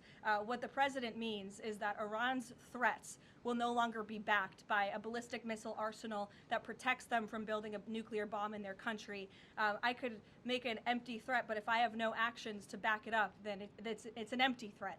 And so President Trump will determine when Iran is in a place of unconditional surrender, when they no longer pose a credible and direct threat to the United States of America and our allies. Adriana.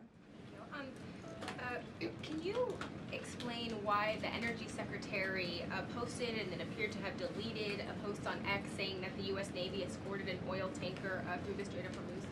Yes, I was made aware of this post. I haven't had a chance to talk to the Energy Secretary about it directly. However, I know the post was taken down pretty quickly, and I can confirm that the U.S. Navy has not escorted a tanker or a vessel at this time, though, of course, that's an option the President has said he will absolutely utilize if and when necessary at the appropriate time. And if this was something that was posted erroneously, could it be because of a staffer? I guess, will there be any consequences for this? I know you still have to consult, but just generally speaking. Again, I would defer you to the Department of Energy to answer that question. And if I could just follow up really quickly. Sure. In terms of oil sanctions, the president said that there would be some sanctions that would be lifted. Would those be on Venezuela, Russia? Could you give some specifics there and then timing for that as well? Sure. I know it's something that the Treasury Department and the President's energy team continue to discuss, and they will ultimately consult with the President before decisions are made. I don't have any announcements on new sanctions or the lifting of new sanctions for you today. Alex. Thank you. Reuters has reported that about 150 U.S. service members have been injured so far. Can you confirm that number and elaborate on that? I can't confirm the exact number. I know it's within that ballpark, but I would defer you to the Pentagon for a specific number of wounded or injured thus far. And then secondly, if I can, I wanted to ask about, there was a briefing on the Capitol Hill today, and some senators came out and said they were more convinced than ever that there would be U.S. boots on the ground. Senator Blumenthal said that, in fact. Your reaction to that and any update on President Trump's thinking about it? Look, I would say that Democrats on Capitol Hill are clearly being quite disingenuous.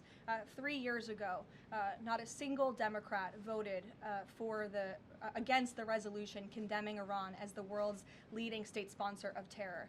Yet now, with President Trump as commander-in-chief finally taking the action that so many Democrats have called on the commander-in-chief to do for many, many years, to wipe out the threat of a rogue Iranian terrorist regime, now all of a sudden Democrats are playing politics with the long-standing bipartisan policy of the United States, and 53 of them in the House recently voted against the resolution condemning Iran as the world's state sponsor of terror. So I wouldn't take Democrats at their word. As for boots on the ground, the president has talked about this repeatedly. Wisely, he does not rule options out as commander-in-chief. So again, I would hesitate to confirm anything that a Democrat on Capitol Hill says right now about the president's thinking.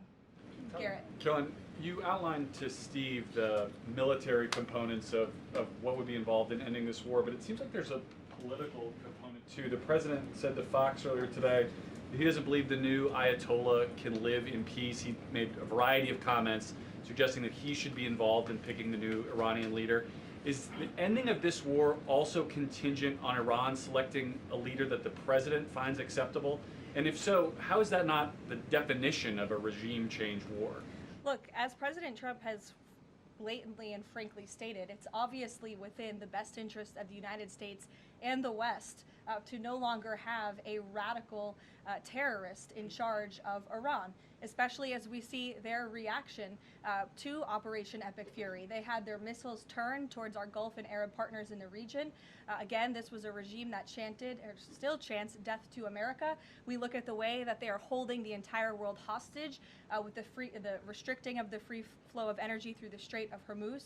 So the president, I think, is making quite an obvious comment. Again, as for the timeline of the military operations with respect to Iran, we have objectives that we have laid out that the commander-in-chief wants to see achieved. When they are achieved, then it will ultimately be up to the president to end this operation. Okay, so I think you're not exactly addressing my question, though. Is that political objective also necessary for the president to decide to end this war? Look, again, I just told you the objectives of Operation Epic Fury. When those objectives are met, the president will dictate the end of these operations when he deems that Iran no longer poses a credible threat to the United States of America. And again, it goes back to, what does that unconditional surrender look like? Iran can talk all they want, and their words will be very empty when we've completely annihilated their navy, as we are doing, when we've taken out the threat of their ballistic missile capability, when we can finally ensure that they can no longer make a nuclear bomb to threaten the United States and our allies and our troops in the region. And that's what President Trump is ultimately seeking to do with respect to this operation. Jennifer. There was a shooting outside of a synagogue in Baltimore. Do you know if the president has been briefed on that, and do you have any more details on what happened? I don't, but we certainly will get you more details, Jennifer, and I don't know if the president has briefed, but I'll check on that when I get back to the Oval Office after this. Sure. Thanks, Caroline. The president said yesterday for the first time that he had to strike Iran because he believes that Iran was going to strike U.S. targets within 7 days, and then he bumped that down later to 3 days. Where is he getting that? Well, that's not the first time the president has said that he chose to launch Operation Epic Fury because he felt as though Iran was going to strike the United States and our assets in the region first. Again, I addressed this in the last briefing. This was a feeling the president had based on facts provided to him by his top negotiators who had been engaged with the Iranian regime in a good faith effort. The Iranian regime was lying, deceiving the United States of America, clearly trying to continue their nuclear program to create a bomb that would, of course, threaten the United States of America. Again, their ballistic missile arsenal, they were rapidly and aggressively increasing that by the month to a place where they would essentially build immunity for themselves, where a future president or President Trump would not be able to launch this incredibly successful operation. And so the president, again, as I have reiterated and he has said, was not going to sit back and allow the Iranian regime to threaten or to attack the United States of America any longer. But there are no U.S. leaders or Israeli leaders who are making those same claims. So is he making this up to justify his decision to go to war now? The president is not making anything up, Nancy. He is looking at this every single day based on intelligence, based on facts, and based on intelligence that he himself and his negotiators have consumed based on their, again, again, negotiations with the rogue Iranian regime over the past year. And the president and his team tried in a good faith way to reach a diplomatic deal through peaceful means with the Iranian regime. And Iran chose this path to death and destruction. Iran wanted to attack the United States of America, and the president was not going to sit back and allow that to happen. He was not going to sit back and allow that to happen, and everyone in this room should be grateful for it. John. Thanks a lot, Caroline. Two questions for you. One has to do with a follow-up to your statement that you made at the beginning of the briefing regarding the Save America Act. Sure. Yesterday, the Senate Majority Leader John Thune spoke on the effort to potentially have a filibuster broken, the rules for the filibuster broken. He said the votes aren't there, one, to nuke the filibuster, and the votes aren't there for a talking filibuster. He says that's the reality. What's your reaction to what Senator Thune said? Look, I think President Trump, the urgency behind his need to pass the Save America Act and his desire to get this country-saving legislation passed has been made quite clear. He wants all options on the table, and he wants the Senate to move as quickly as possible through whatever means necessary. And then secondly, just regarding the president's trip tomorrow, looking ahead, why Ohio and why Northern Kentucky? Well, why not? These are two great states with great Americans. Just wanted to know why they were chosen. Great states with great Americans. The president will be joined by lawmakers from both states who he greatly admires and respects and supports. And he'll be meeting with business owners in both of these places and talking about the economy, which is, of course, the utmost importance to him. Caroline. Thank you. Last week, the Energy Secretary issued a waiver for India to get oil, Russian oils, during this energy crisis. Yes. Have you spoken to President about it? What's the idea behind this? Have I spoken to the president about it? Yeah. Yes, I have spoken to the president about it. And the president and the Secretary of Treasury and the whole national security team came to this decision because our allies in India, as you know, Lalit, have been good actors and have previously stopped buying sanctioned Russian oil. So as we work to appease this temporary gap of oil supply around the world because of the Iranians, we have temporarily permitted them to accept that Russian oil. And this Russian oil was already at sea. It was already out on the water. So this short-term measure, we don't believe it will provide significant financial benefit to the Russian government at this time. I have one more question about Pakistan. You know, Pakistan is a neighbor of Iran, and Pakistan is also an ally of U.S. President has been praising a lot about the field marshal. Is Pakistan providing any kind of support in this war against Iran? That I will have to check on with the Pentagon and get back to you. Sure. The president said yesterday that President Putin told him he wanted to be helpful in the Middle East. The Kremlin put out a statement where Putin said, quote, "I would like to reaffirm our unwavering support for Tehran and our solidarity with Iranian friends." How does the president think that Russia could be helpful, if not helping Iran? And did the president push Putin on Russia sharing intelligence with Iran in this war? The president and his special envoy Witkoff have both said that, of course, they've sent a message to Russia that if that was taking place, it's not something they would be happy with, and they hope that it is not taking place. As for further details about the discussions between these two leaders, I'll leave it to the president to divulge any more of that conversation, but he did confirm it yesterday and provided you with a little bit of the background and his view and his perspective, as he always does. Luke. Regarding the missile strike on the Iranian school, how long does the administration expect that investigation to take, and will the White House or the Department of Defense release a full report of its findings once the investigation is complete? The Department of War will do that. The investigation continues, and as the president said yesterday at his press conference, he will accept the conclusion of that investigation, whatever it may be. We'll go to the back row for some love. Sure, in the back with the glasses. Go ahead. Regarding the shield of the Sitting Americas. down. Caroline, And then you can go, but go first. Okay, thank you. Is there an update regarding You have rough real estate back there, so I'm trying to give you Is some there an love. update regarding Cuba, and also is an economic deal imminent? Sure. I don't have any updates on Cuba for you today. Obviously, this is something the administration is actively dealing with. The president's made it quite clear, it's his belief, based on fact, that the Cuban regime is bound to fall. The country is obviously in a very weak place. Economically speaking, the people are crying out for help, and the president believes and knows that the Cuban regime wants a deal. So as you know, Secretary of State Rubio has been engaged in those conversations as directed by the president. I don't have any updates for you today, though. Thank you, Caroline. Regarding the Shield of the Americas, the initiative by President Trump this weekend, big names, a lot of countries, but some notable absences. For instance, Colombia, which is a key ally with the United States in terms of counter-narcotics, and President Gustavo Petro was here at the White House and he met with President Trump. Why wasn't Colombia invited to the Shield of the Americas? I don't think we're seeing the level of cooperation we quite want to see yet from the Colombian government to invite them to the Shield of America's event in Pact, but we certainly hope that this newfound organization will expand and we can continue to invite additional member countries. But there was quite a few countries there. I believe there were 17 countries represented, 12 heads of state with the president over the weekend.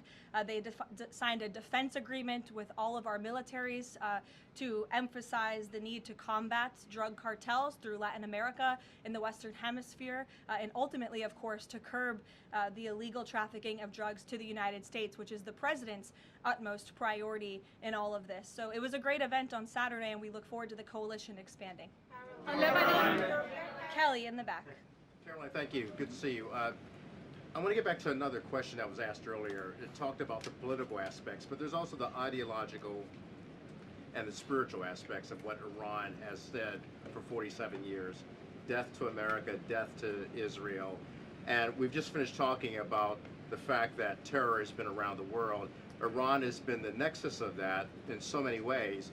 Has the president stated clearly to the American people why this is such an imminent threat in order for Democrats on Capitol Hill and Republicans and the American people to understand how imminent the threat was?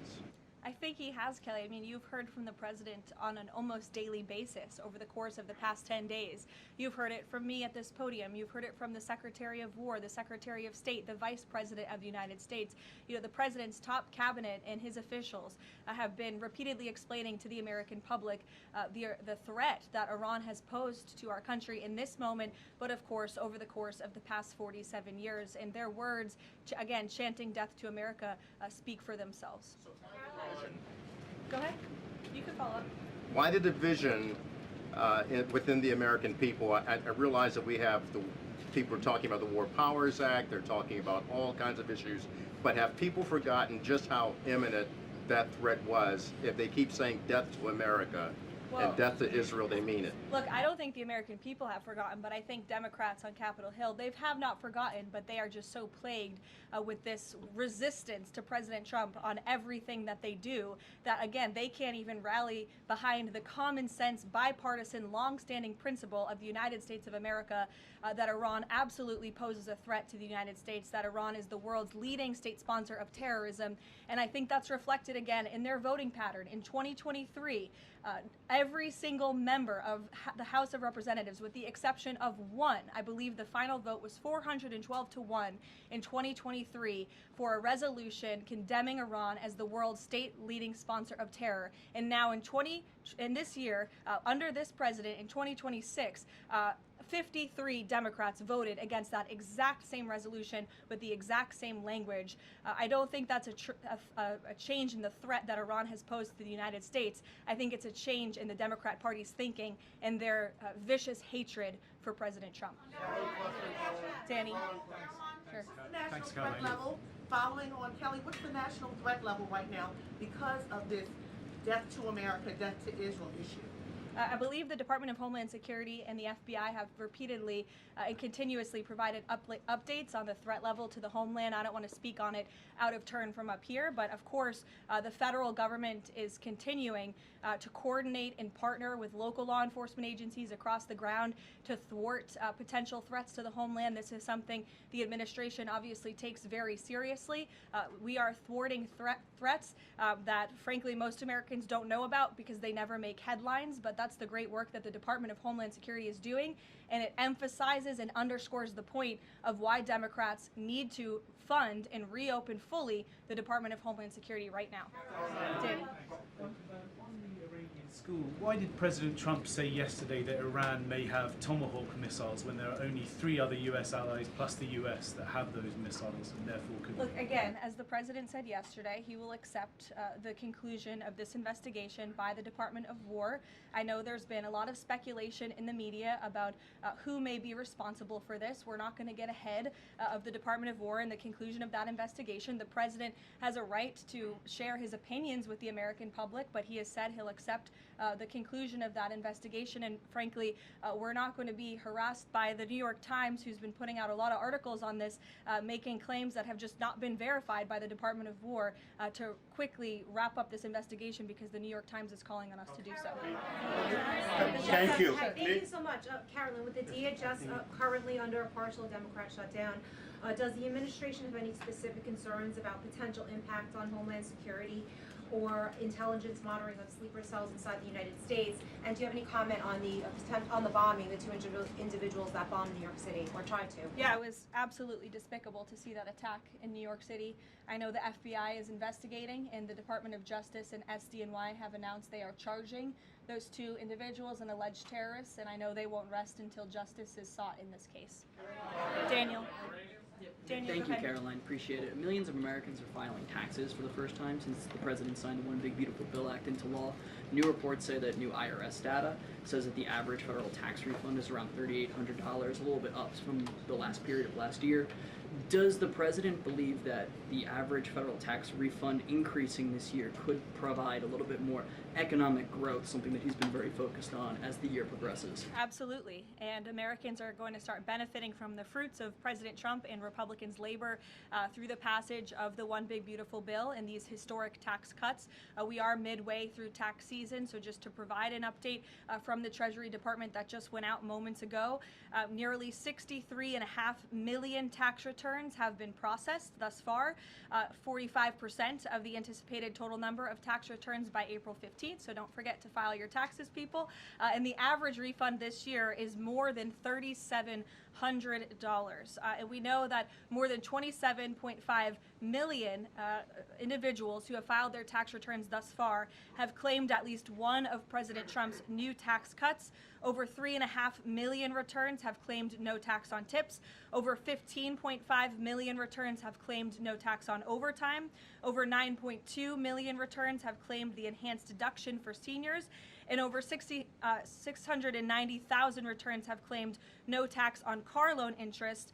And another amazing statistic, nearly 3.5 million Trump accounts have been opened for children in our country thus far. So we look forward to, I know the Treasury Department continues to look forward to seeing these checks go out the door and into the pockets of hardworking Americans, and the president will be meeting with them himself tomorrow on the road in both Ohio and Kentucky, and we look forward to seeing you all there. Thank you, guys. Thank you, Carolyn Levitt. And for all you libtards out here trying to make a negative comment about our President Trump and their resolve, there is a small picture there of my desktop background that will beg to differ. I'm going to tell you something. You libtards on the other side, you guys are so ungrateful. You guys are so ungrateful to be an American citizen. You are so ungrateful of all the sacrifices and all the wars that have been fought so that we can be the greatest country on earth. Let's not forget that history shows that the British Empire, after we became independent, they blocked the routes for us to do fair trading, thinking that this nothing of a country will just shrivel up and die. And guess what? God has been with us from the beginning. And regardless of the evil and the sins of man, we are blessed today to live in the most powerful country on earth. Military-wise, economically-wise, despite what the enemies say, we are in great land. And all the Native Americans and all the migrants and all the settlers that created this country to be what it is today, we are blessed that we are all brothers today, brothers in arms and brothers in citizenship. Isn't that fantastic? I am so happy and so proud today that we have the America's Counter Cartel Union, 18 Latin American countries joining hands. Woo! Cuba becoming a territory, American Cuba. Can you imagine? Can you imagine the potency, the power that we would hold to protect and defend this world for longer times, for decades, hopefully centuries, hopefully until Jesus comes back? You guys don't see the future. You're so blinded by hate, and your ignorance does not let you see how we gain peace. You know, if Iran was a country, or the leadership was a country that wanted to be peaceful, hey, listen, we would be in a better place today. But unfortunately, 47 years of history tells us that they're horrible and they got to be taken out. They have killed hundreds of thousands of their own people throughout their history. We haven't. We have killed each other in wars, civil war. That's different. There was a different time, and we have learned to come together, and because of our faith in God, we have learned to live together. But these countries, look at the difference between Qatar and the other Middle Eastern countries. They want peace. They got their religion. They are Muslims, but they want peace, and they do what they do in their country. I get it, none of our business. But when it comes to receiving threats, death to America, death to Israel, we're not going to stand for that. Israel is our ally. Whether you like it or not, it is irrelevant. We don't like you, but you're still American. We don't like you, but you're still a libtard. You stand against us. You stand against the people who want freedom. You stand against the warriors of the United States of America. You stand against everything that is good in this world. You worship Satan and sinful nature. Nobody's perfect. We all have our problems. We all have our issues. You can hate Trump all you want, but you cannot deny that the policies that we have in place are actually working for the better of the American people. America is being put first, even though you don't notice because you're a little libtard. The union that we just made with 18 Latin countries is only possible because President Trump has been able to do what he's been doing regardless how much the libtards oppose us. See, President Trump, whether you like him or not, you can put his personal life somewhere else. But what I have seen is President Trump is doing exactly what we asked him to do. Now, you bunch of little libtards out there, you lost the election. Now, if you're not going to help, shut the hell up and get out the way. You guys almost destroyed this country. It is our time to clean up your mess. All you little libtards in diapers today like to call President Trump poopy diaper. I get it. You guys are retards. No problem. You will still benefit from the courage of the rest of the country. I, for one, I put my trust in God. I don't put my trust in Trump. I like the policies. I like everything about the policies that we have. It puts America first. You know, I find it very interesting, and I've been laughing about this. You know, libtards come in, oh, when is Dennis shipping to Iraq? These pussies can't even get an ID to vote. They can't even get behind the idea that we should prove our citizenship to be able to vote. That's who the libtards are right now. And I'm going to tell you something. If you're a Democrat, you're not a libtard. Whenever I always have to explain it, whenever I say Democrats, I am talking about the fake politicians that pretend to be Democrats. These people have lost their way. When Chuck Schumer was a real Democrat, he fought for the same thing that President Trump is doing right now. Listen to him now. that he is no longer a Democrat. Let me point this out. He is no longer a Democrat. He has become a full-blood communist. Communist, socialist, Marxist. That is not a Democrat. You can call me a Democrat because every policy that Trump has on there is a Democratic policy. Very interesting how the libtards on the left side, they like to say that they want to fight for democracy, save democracy. And yet, when we vote, they hate democracy. They want to destroy democracy. They want to get rid of the Republican Party. Isn't that communism? It sure is. Why are they upset that President Donald Trump has slowed the drug trafficking into our country?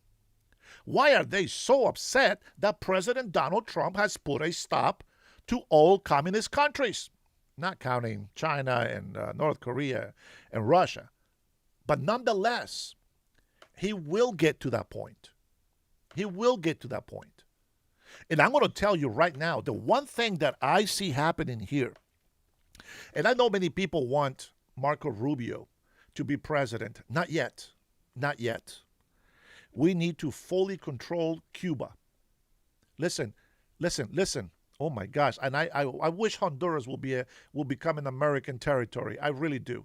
I really wish Honduras will become an American territory. I think we have like about 10 million people, 10 million population in Honduras. I'm going to tell you something. Here's my chip. Imagine Cuba. They all become American Cubans. Okay? That's how it is. They can either be nationals like American Samoans, or they can be citizens like Guam and Puerto Rico. Whatever the case is, they need their freedom. Hondurans, they're being attacked with gangs. The cartel has been put on check, but the gangs are still roaming the land very strongly. If Honduras becomes a territory of the United States of America, not only will we have jurisdiction to have our Marines and our military forces go into Honduras and take out the garbage. We can join hands, as we have right now with President Nayib Bukele. He has stood up against real tyrants, against criminals, against corruption. And as Trump, he does not take a salary from the presidency. It's amazing. 18 Latin American countries, which Marco Rubio just said, this is more than an alliance. This is a true friendship. And let me tell you, if that doesn't give you goosebumps, if your skin doesn't stand, if your hairs don't stand up to that statement, you are dead. You have no vision. You have no future. Lucky for you, many of us do. And we are proud to have this union. And we are very proud to have the strong military, courageous warriors that we have, that even though they know they might lose their lives, they are more than willing to sacrifice their lives for us. There is a great future coming for us. I am so excited because I do not want to live in the great tribulation when Jesus comes and gets his chosen people. Because those who stand behind will suffer even more than what we have seen on this earth suffer. I am hopeful that we are not going to be the generation, nor our kids will be the generation that will live through the tribulation, the great tribulation. I see hope. I see the union of the Americas as a very good sign. I see this attack in Iran as the hope of the future, because Iran showed their evil intents and how hateful and how destructive they are. They attacked their own friends, family, so to speak. That is a big no-no. And we, as much as a lot of you people on the left and some people in the world don't like Israel, it is irrelevant. The fact is that Israel has been attacked for hundreds of years and they're still standing. And if I'm going to stand with a friend, I want to stand with Israel. And that's why today, you can hate it, but I got my Honduran flag and my American and Israel joint flag because we are brothers in arms. If I cannot deploy, if we have an invasion in this country, you best believe it. It is more likely that we will defend this country than the libtards that are talking mess to us. So I made a commitment because last night I was reminded by a libtard that I need to remember that the leftist mentality, it's what's destroying the world. Political correctness is destroying Western civilization. People want to come and use my religious belief of being Christian to try to destroy me. They will achieve the opposite.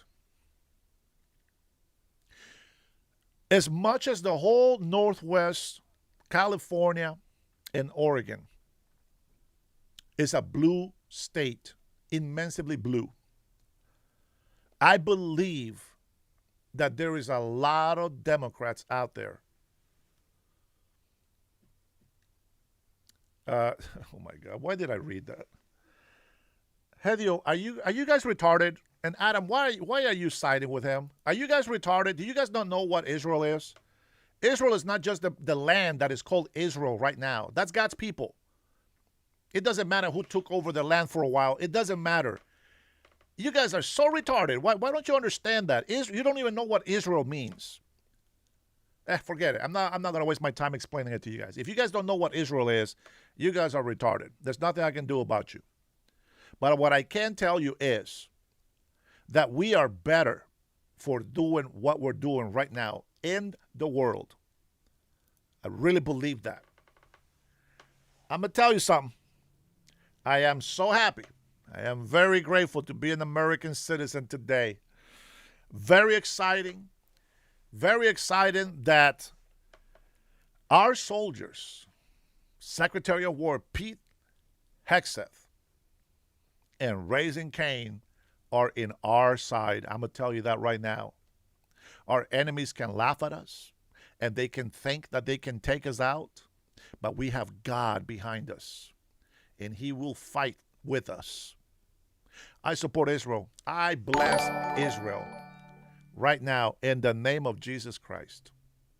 I would hope that you're not American only when you are in the United States of America. I hope that everywhere, anywhere in the world that you go to, that you stay American.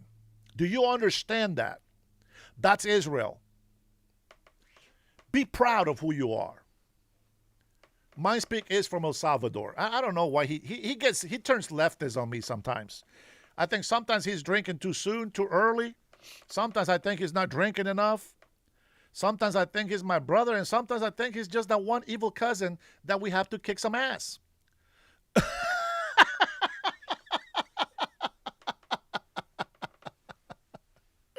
Oh man, but I love MindSpeak, man. He's my Salvadorian brother. I love him. I don't care if he gives me shit on here. I'll tell you what. I want you to listen to. I don't. You know what? They're having a hearing on birthright citizenship. That's gonna be ours. Maybe I'll cover it. Maybe we'll listen to it. Maybe we'll do something with it. But I'm gonna tell you right now, God bless Israel. God bless the United States of America, because out of every country, the libtards and the leftist people, they love to hate on us. But yet we are the only countries out there that have been consistent in our policies, in our rules, and the fight for peace. Netanyahu wants a relationship with Iran. Netanyahu wants a relationship with the whole Middle East. They got the Abraham Accords. And for some of the libtards that don't know, all these Muslims and the Jews, they are family. You guys don't even get it. You guys don't even get it. No, Salvadorians speak more like Hondurans. You guys don't get it. They are family. Like literally, they're all sons of Abraham. And they're fighting each other. And this is why Israel is special. Because just like the United States of America, Israel allows Palestinians to become citizens of Israel. Israel allows other nations to become Israelites. Isn't that amazing? And that's exactly what we do in the United States of America. We allow other nations, migrants, even from those nations that hate us, we take their people and we let them have citizenship. They got to do it the right way, but we let them. That speaks great volumes on the United States of America and any other country that does the same that we do. Bro, if you don't know the Bible, mejor cállate, güey. Mejor cállate. You don't know shit. You have to understand something. There is a reason why they have this holy war. You have to understand, Ishmael is the son of Abraham, but he is not the son of Sarah, the legitimate woman of Abraham. Ishmael comes from the servant Egyptian. I'm sorry, the Egyptian servant, la sirvienta egipcia. That's where the Muslims come from Ishmael. Now, I'm not going to say Islam. You know, how do I explain? Well, it is Islam, but I want you to understand something. Religiously speaking, the Muslimhood, they were not a religion until 600 years after Christians became Christians, after Christ. But they are sons of Abraham. They are lineage. Sarah and Abraham had children. This is where Israel comes from. It's a legitimate union of the husband and wife. Sarah gave birth by a miracle given by God. And even though Ishmael was kicked out with his mom, God blessed them. Listen to this. God blessed them in the same way that he blessed Israel. That, my friends, it's amazing. And we can have differences of opinion, but I'm going to tell you something. God delights himself in seeing how we actually honor him by trying to be family. You know what's so awesome? What's so awesome is that a lot of Americans call me brother. You know what an amazing feeling that is?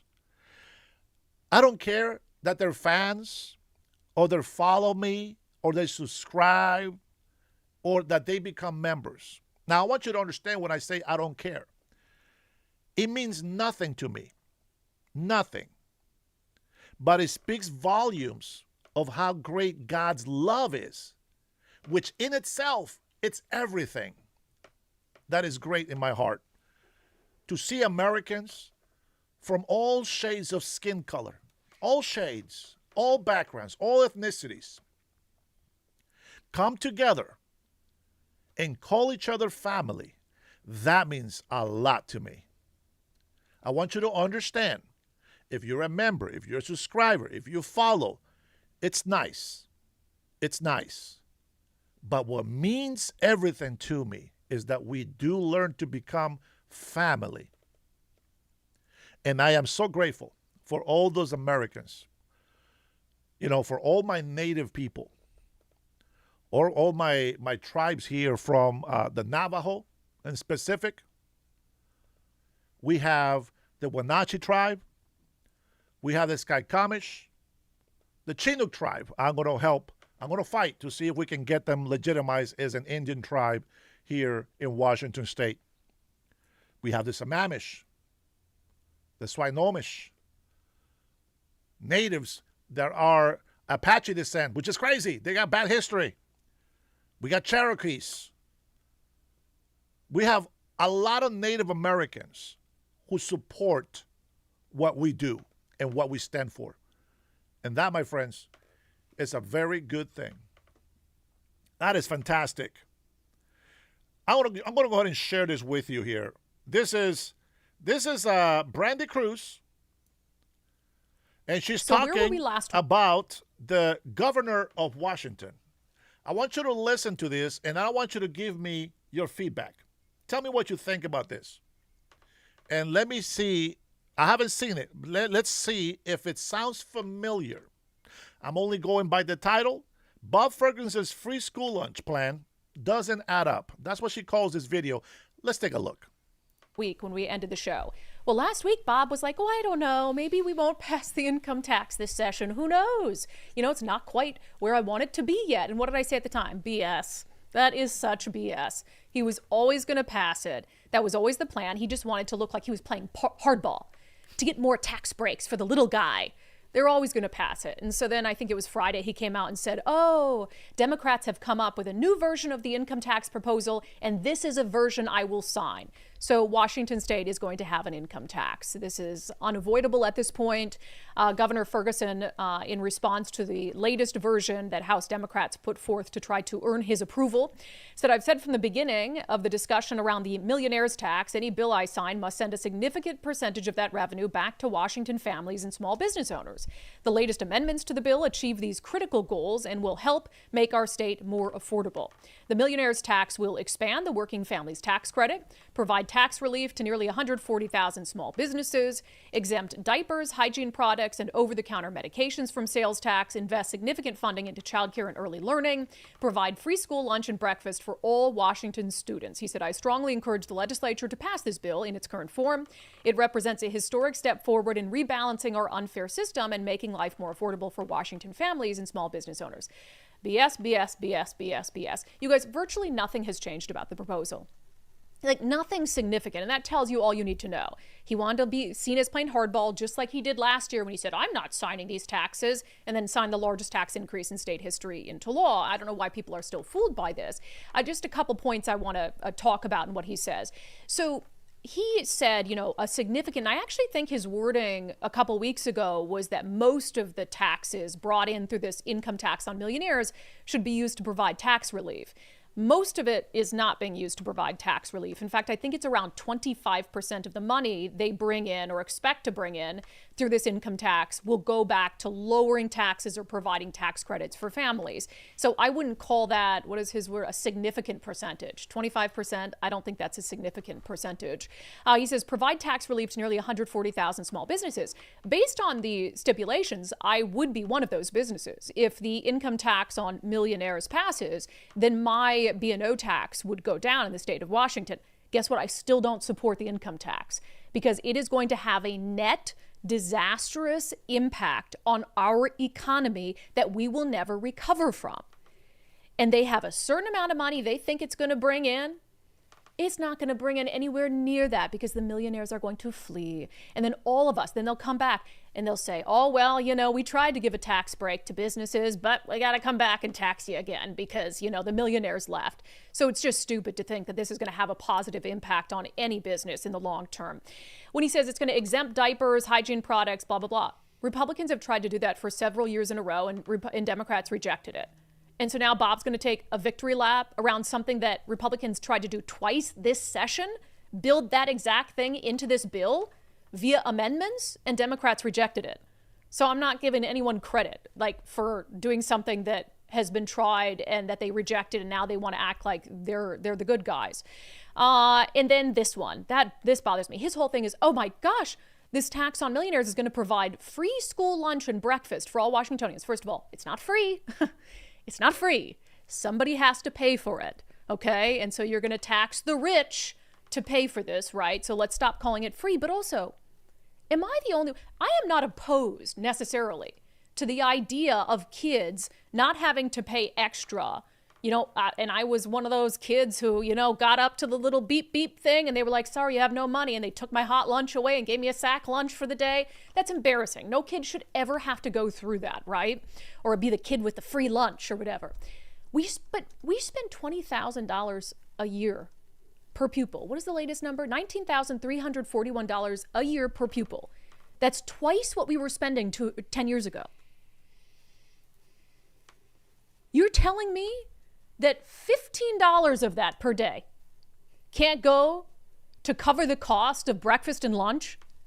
What the hell are you doing with those $20,000 that you can't use? And I think $15 is being generous, frankly.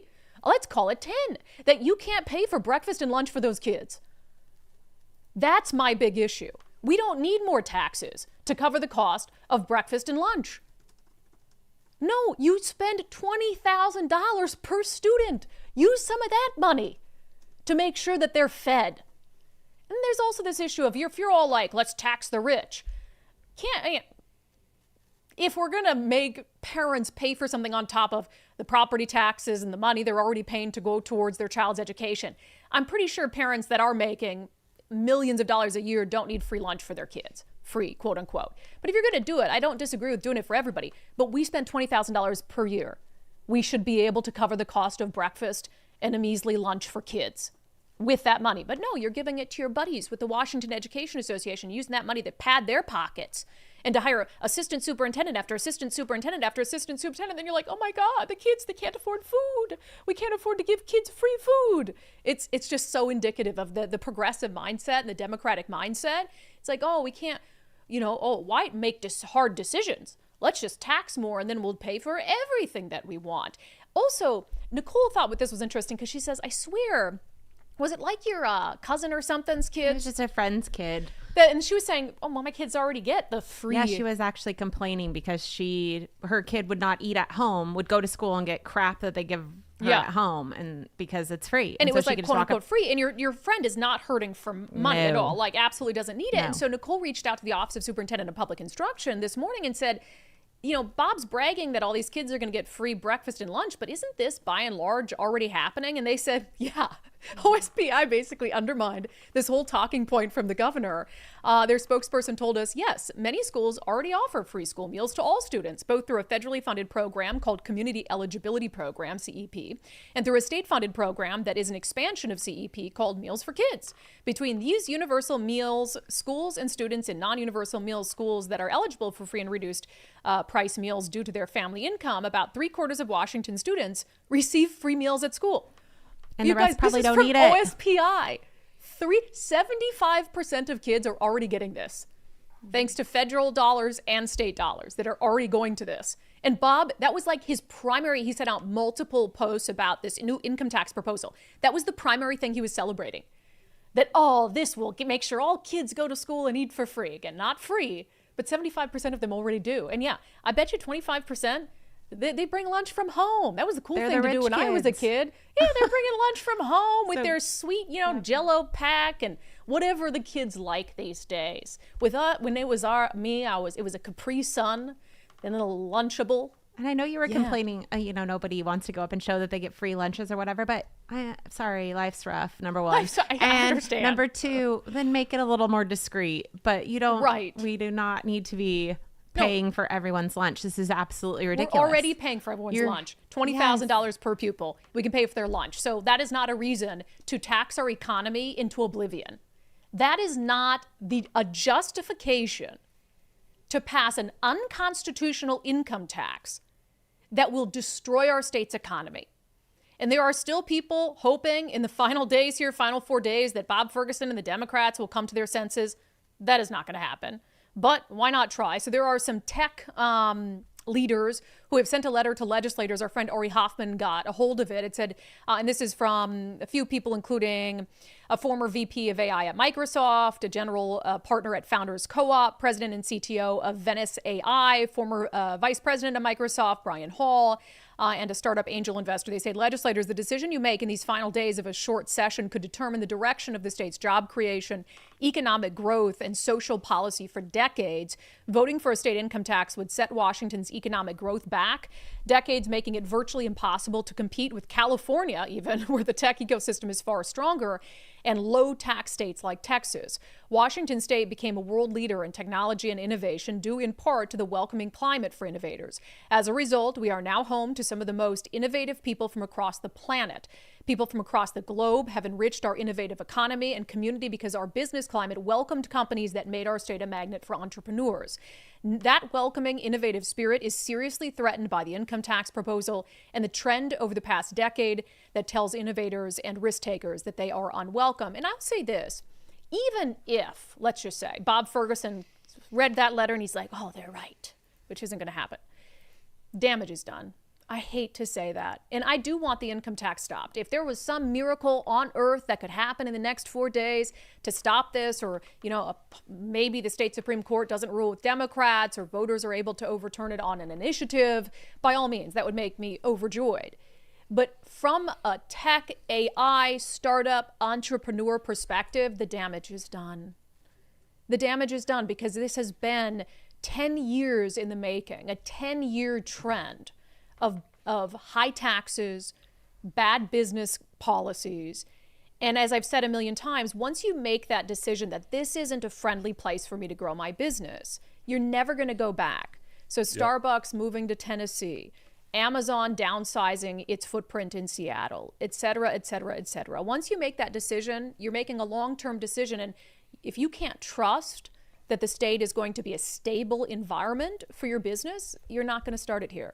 And you're not going to keep it here. And you're certainly not going to bring it back. So the damage is done. Let's be clear about that. We could have, even if we have a sane governor in 2 years or in 6 years or whatever it is, I don't even know that they could undo the damage that has been done. It will take decades. And I agree with her, but we're going to certainly fight like hell for it. I'm going to say this, and I know the libtards, see, the way that we think, we have different logics. I, as a migrant that comes from a third world country, I know how important and how beneficial it is to get free food, free health care. That's fantastic. But as my mother once told me, we do not come to this country so that we can be on welfare, so that we can get free health care. Now, does it come in handy? Of course, absolutely. And if we do come here, we got to come here to be able to give something back to the land, to the country that allow us to be here. Not we forced ourselves, that allowed us to be here. First of all, one of the reasons why I think, and I agree with Brandy Cruz, which you just saw, it could take decades to fix if we continue to go on the same path.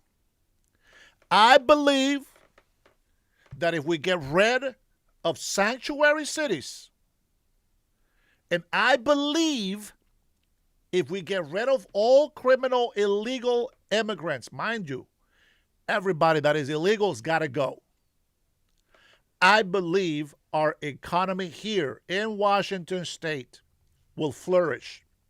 Now, the leftists, they have a different belief. They feel that the United States of America is a charity to the world. Let's not confuse that we like to help others. That's great. Great Samaritan, that's fantastic. But the United States is not a charity. The United States is a place where people that are lawfully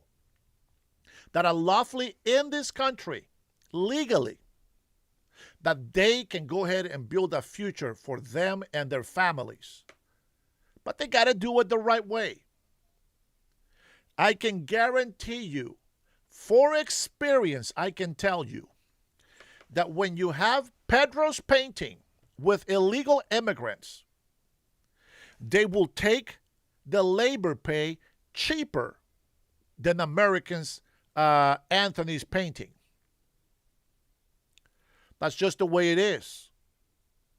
So a lot of people complain about the unemployment, but they don't realize that there is a lot of illegal immigrants working under the table. It's a benefit that goes for the employer and the employee. The employee doesn't pay taxes. Therefore, they get more money when they get paid. The employer doesn't have to pay L&I, doesn't have to pay a payroll tax, doesn't have to give health benefits, doesn't have to pay insurance for them. And what happens because of subsidies that we have? If that illegal immigrant has an accident and they go to the emergency room, he will not be denied services. They will take care of him, and it can cost thousands of dollars. Guess who pays for that? We do. The taxpayers, the legal migrants, the residents, the legal resident aliens, the American citizens, the taxpayer. That's who picks up that bill. I am counting on high demand with low supply. This is causing for prices to rise.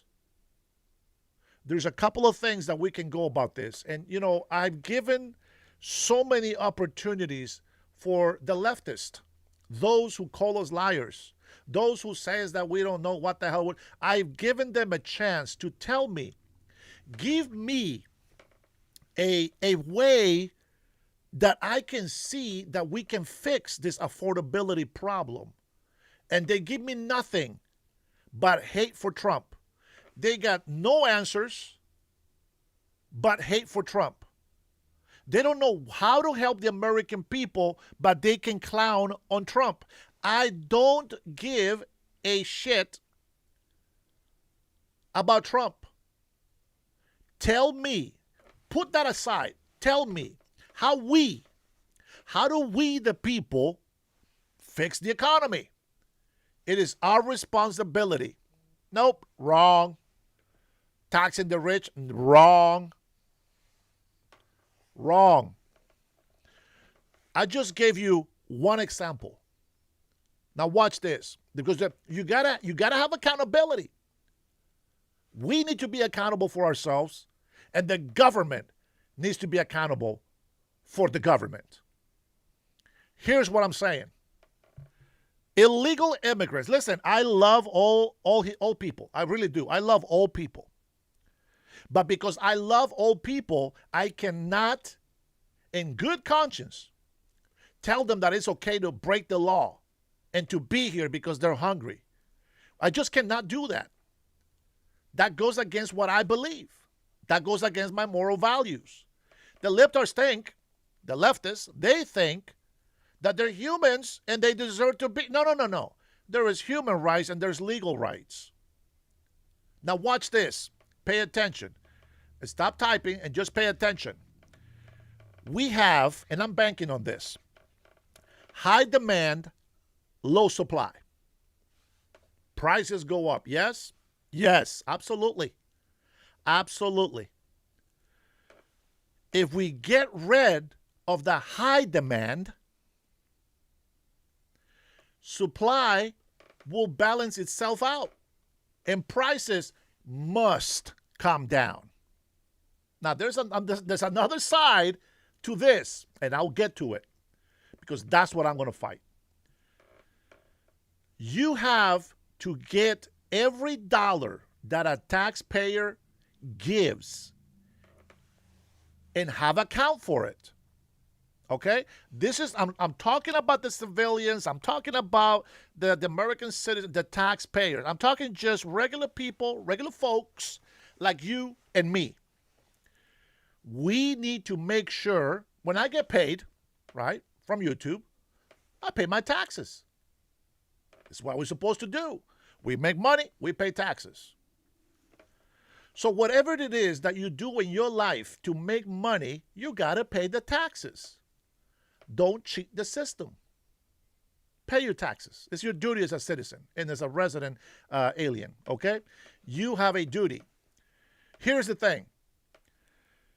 If you have all these illegal immigrants, check this out. And again, there's another half to it. I'll touch up on it.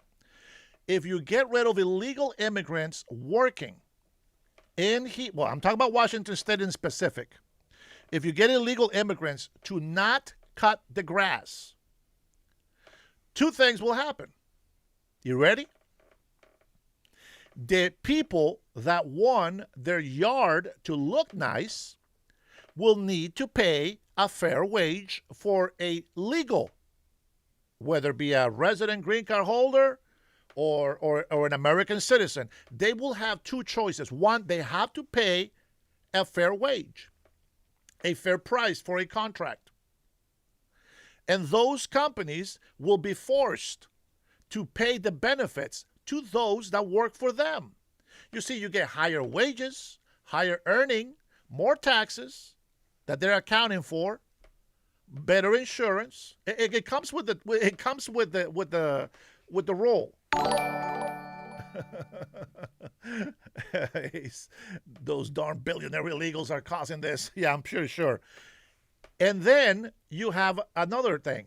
If they don't want to pay those fair wages, they have a choice. Let me tell you this. I can't afford to pay somebody to come and do the yard for me. So I got to do it. That's my choice. That's the choices that I have. If I can afford to pay somebody to come and do it, well, I want legal businesses. Am I going to go check and say, hey, are you a legal citizen? No, I won't do that. But if they have a license to do business, of course, yeah, come and do it. How much? Okay, yeah, sure, thank you.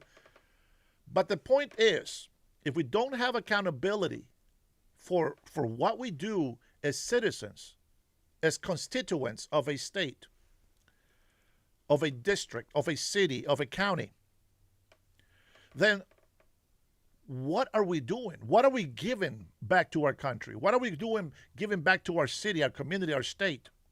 What are we doing with that? Can we still send money and remittances outside the country? Of course, sure. But you will always remember that you got to pay your bills here first.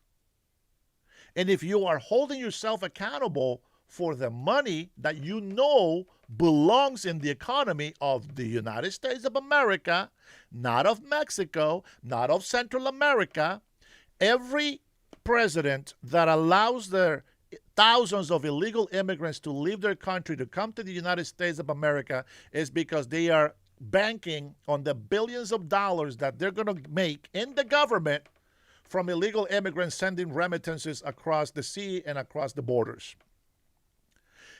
Here's the other half on how you fix affordability and the economy in our country. I'm speaking about Washington State as one piece of this country. Tax cuts, deregulations, and access to building permits. Very simple. What is the biggest problem that has been drowning Washington State today? The government gives no accountability.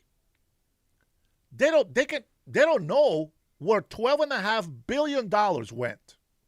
I kid you not. They don't have any answers. And then you have the issue, as I have mentioned before, as you have heard Brandy Cruz say before and others, they're spending almost $1 billion, hundreds of millions of dollars. Can you believe this? For breast implants, laser hair removals in prisons. They say they're spending billions of dollars on education. And what does education do? Nothing. Our kids are getting dumber. Our grades are worse than before. We get more ignorant and mental ill people in our country, in our states. So what do we need? We need a government that is going to cut the waste. We need a government that's going to stop the abuse. We need a government that's going to be transparent and is going to be held accountable for every tax dollar that comes in there. I live in Washington State and I live this. And that's right. We have fraud here. And you guessed it. By Somalis, just like Minnesota. Let me tell you how bad it is over here. Hi, Tanya. How are you doing, sis? Let me tell you something. This is how bad it is. We have illegal immigrants in office and city councils. We have him in government. You guys know about this. You guys know this. I don't have to tell you. It's there. So what do we have to do? Well, number one, every one of us citizens and residents, we need to be held accountable for paying taxes, respecting the law, and pay a fair wage if you're a business. The government needs to encourage businesses to come and invest, not to run away. Because we have this leftist mentality, this socialist democrat, this socialist communist Marxism, that we need to punish the people that sacrifice the most. What type of incentive is that? Number one. If you're lazy and you don't work, you get more benefits. If you're a hard worker and you work your ass off and you sacrifice and you invest and you get a lot of money, we will take that money from your hard work and use it on people who are lazy. I'm going to tell you something. I can't wait. I cannot wait to campaign because I want to dive deeper into these issues. We have veterans that need our help. Big time. But they also need mental health assistance. See, the leftist Democrats want to build warehouses practically to get rid of those people. They don't give them they don't give them services that help them improve their mental health. They don't take care of them. Instead, they give them a place to go in and become a drug addict and just take them out in the bag. That is, to me, is un-American. That's not what Americans are for. If we have our veterans sleeping on the street, why? What's the problem? Let's go get an assessment. Let's go give them a place to clean up, to bathe. Remember the YMCA? You get a place you can go eat, get a hot meal, take a shower, clean up. Veterans are on my list. And they're on my list on the America First policy. Homelessness. They're on my list for America First policy. Affordability for Americans. It's on my list for America First policy. Washingtonian Americans need to get the benefit before any other foreigner, especially illegal immigrants. Now, I got an argument with leftist people, and one of these guys, we agree to disagree. But see, he thinks that because it is illegal for illegal immigrants to get benefits, they really believe that it doesn't happen. But I'm going to give you the biggest example, okay? I'm going to give you the biggest example. And this is just a little bit of how it works to get money. Every state pays taxes to the federal government. They send that money in. All the taxes get sent to the federal government. And then they have, okay, this is how many people we have. This is the budget that we have. It's not enough. We need some more money. So the federal government sends them more money. And the way that it works is that this is supposed to take care of American citizens and resident alien green card holders. And they're supposed to have this help for health, maybe some welfare, right? All this other stuff. But what they do is they have a sanctuary city and they have a state program. And the state program is a subsidy that they give to illegal immigrants using hundreds of millions of dollars. I understand the charity thing. I understand. But what you're doing with that is you're using this money for NGOs. You're using this money for things that are not benefiting the American citizens. Listen, if I was in Mexico, I would say the same things about Mexico. I'm going to tell you this. If I am able to go run for government in Honduras, if I can go run for president in Honduras, okay, first of all, I have to renounce my American citizenship. But if I am able to run for president in Honduras, it will be the same policies. The same immigration laws. There's nothing has changed. It is the same all across the board. Everything. And we're not going to have illegal Venezuelans in Honduras. No illegal Nicaraguans in Honduras. We will have more police, more military. We will get even closer with the United States of America and become great friends, great family. I will appreciate everything that the United States of America can offer my people. 100%. It doesn't change. It doesn't change. But I am in the United States of America, and I have to look out for the people that I am new family with. I have to look out for the welfare of the American citizens first. Then everybody else. It's not rocket science.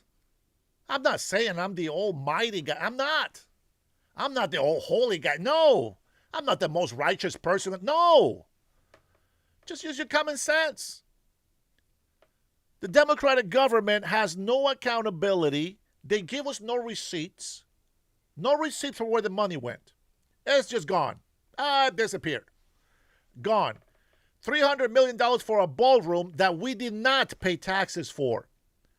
John, I don't know if you're missing school right now. I don't know if you're retired. Maybe there's some type of mental problem up there. Maybe a memory issue. Whatever it is, get with the program, will you? If you're not going to help, get out the way. If you want to be part of a great movement, of a great America, make America great again movement, come on with it. Join us. But stop being a libtard. Stop being retarded. You got to change that. You know what I remember when I was in school, I remember that, we were insulted. And we didn't have these soft feelings. And if you have soft feelings, we call you a sissy. Well, now, sissy means little sister. If you're a man, you got to have your man courage. Fight for this country. We had the Marine that broke his hand. The guy is wearing a little Hamas little, whatever the thing is called. With his wife, with his Palestinian wife. That is the American Marine that was talking shit to a senator. Oh, my wife is Palestinian. I don't want to be a... Shut the hell up. That would be a veteran that I would be ashamed of. As a Marine, I expect better than that. How are you going to wear some hijab thing or from a terrorist group? From Hamas? Bro, that's crazy. That is crazy. I don't know what's going to be the future for Washington State. But I sure am excited about this union that we are putting together with Latin American countries, 18 of them. I appreciate the support of every family member that has taken me in and gives me words of wisdom, words of support, uplifting messages, emails, text messages, sometimes calls, sometimes chats. You guys worry about the wrong things, man. You guys are such hypocrites. Tony, yeah, you guys are such hypocrites. You want to put the attention on someone else's faults. Not facts, just accusations. When we talk about the previous administration, they destroyed this country practically. We are blessed Trump actually won. And we are seeing the results of a strong nation. Again, he can earn his voice on the street. On my channel, these are my rules. I don't give a shit about their opinions. If they don't have constructive criticism, they can get the hell off my channel. You know the difference between that? Between your freedom of speech, where you're in somebody else's house, you have respect for them. You know what I do when I go to other people's houses? Even though the head of the house is cussing, they're cursing up a storm, even if there's kids around. You know what I do in their house? I don't curse in their house because there's kids there. But when there's no kids and that's the way we talk, it is the way we talk.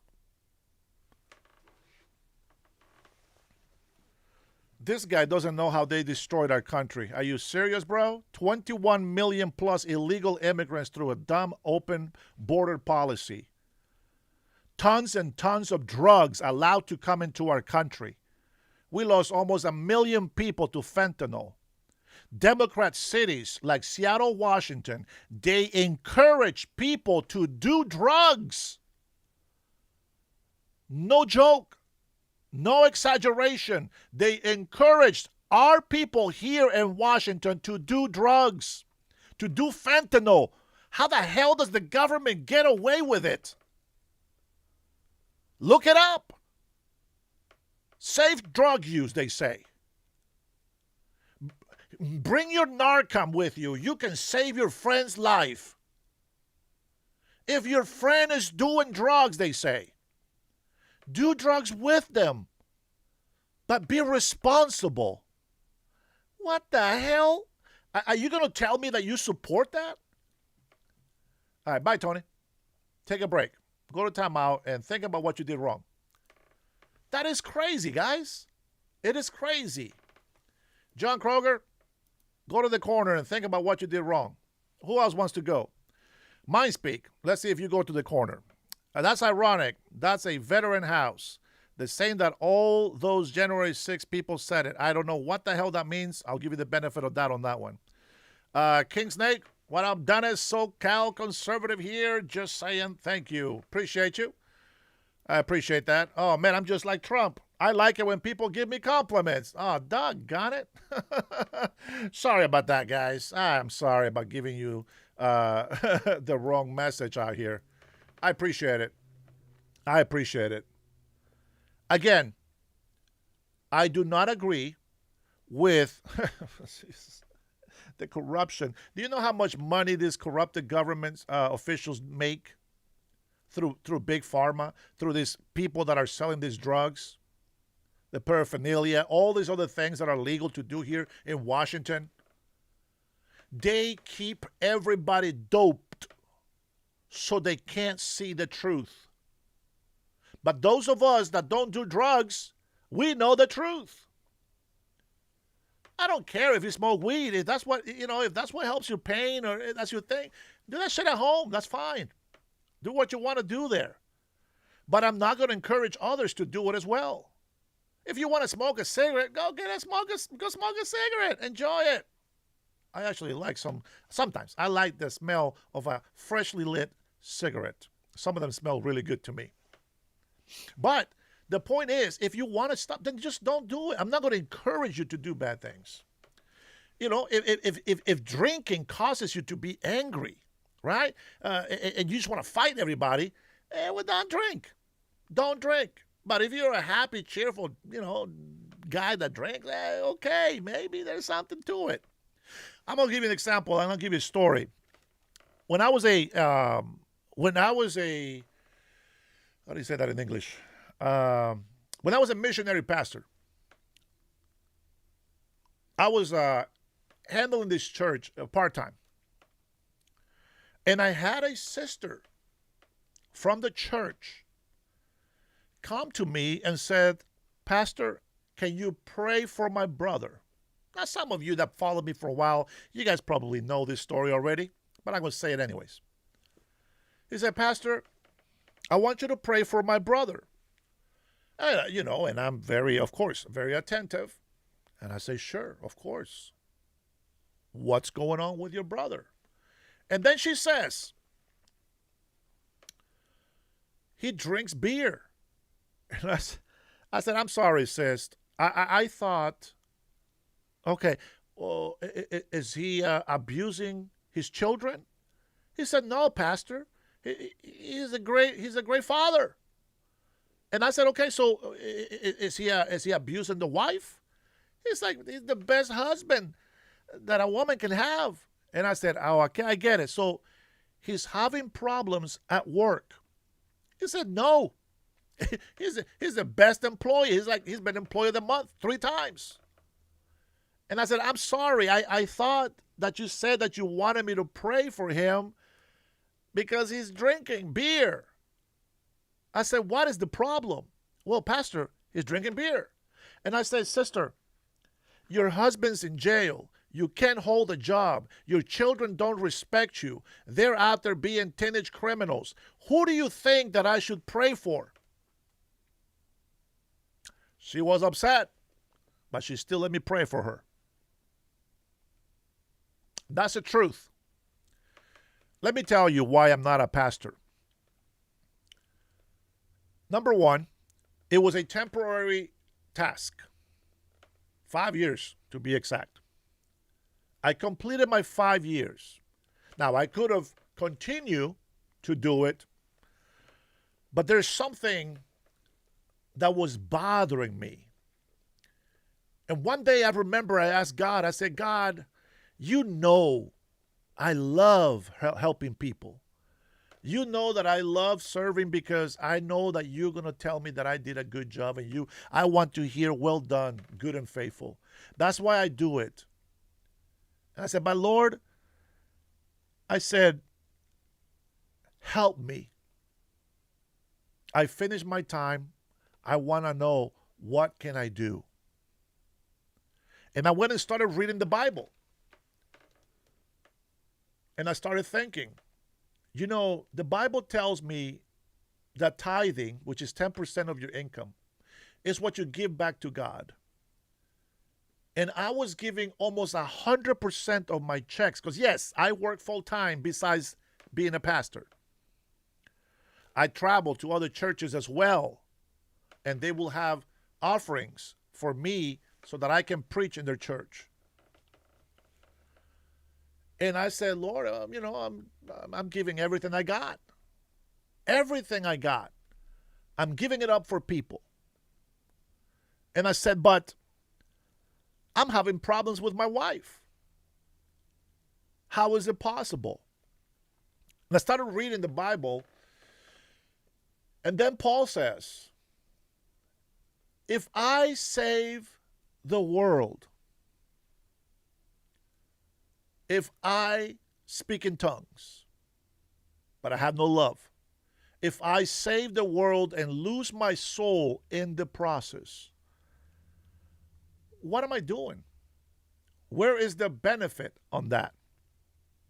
How am I serving God faithfully if I'm losing my family, if I'm losing myself?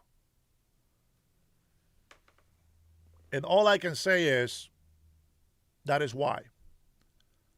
I'd rather save my soul and look after my family than to lose my soul and lose my family and be responsible before God for me being selfish. If the Lord calls me once again, when He does, I will be ready. But for now, I have a different task. And we're going to look into that task. And for that, I tell you, thank you so much. Thank you for your likes. Thank you for your support. Thank you for subscribing. You guys are amazing. Listen, whether you like the way that I talk or what I believe, just think about this. If I am against the United States of America, stop subscribing. If I believe in breaking the law, stop subscribing. If I don't support the president who the democracy allow us to put in the office, stop following me. If I ever stop telling the truth, stop following me. Now, for all the libtards out there that want to be negative about our country, that don't love our nation, don't love their countrymen, and you're traitors to our country, you put Americans last and illegal immigrants first, you can unsubscribe and get the hell off my channel. I work for the American people and my children's future. God bless you. God bless your family. I'll see you in the next one.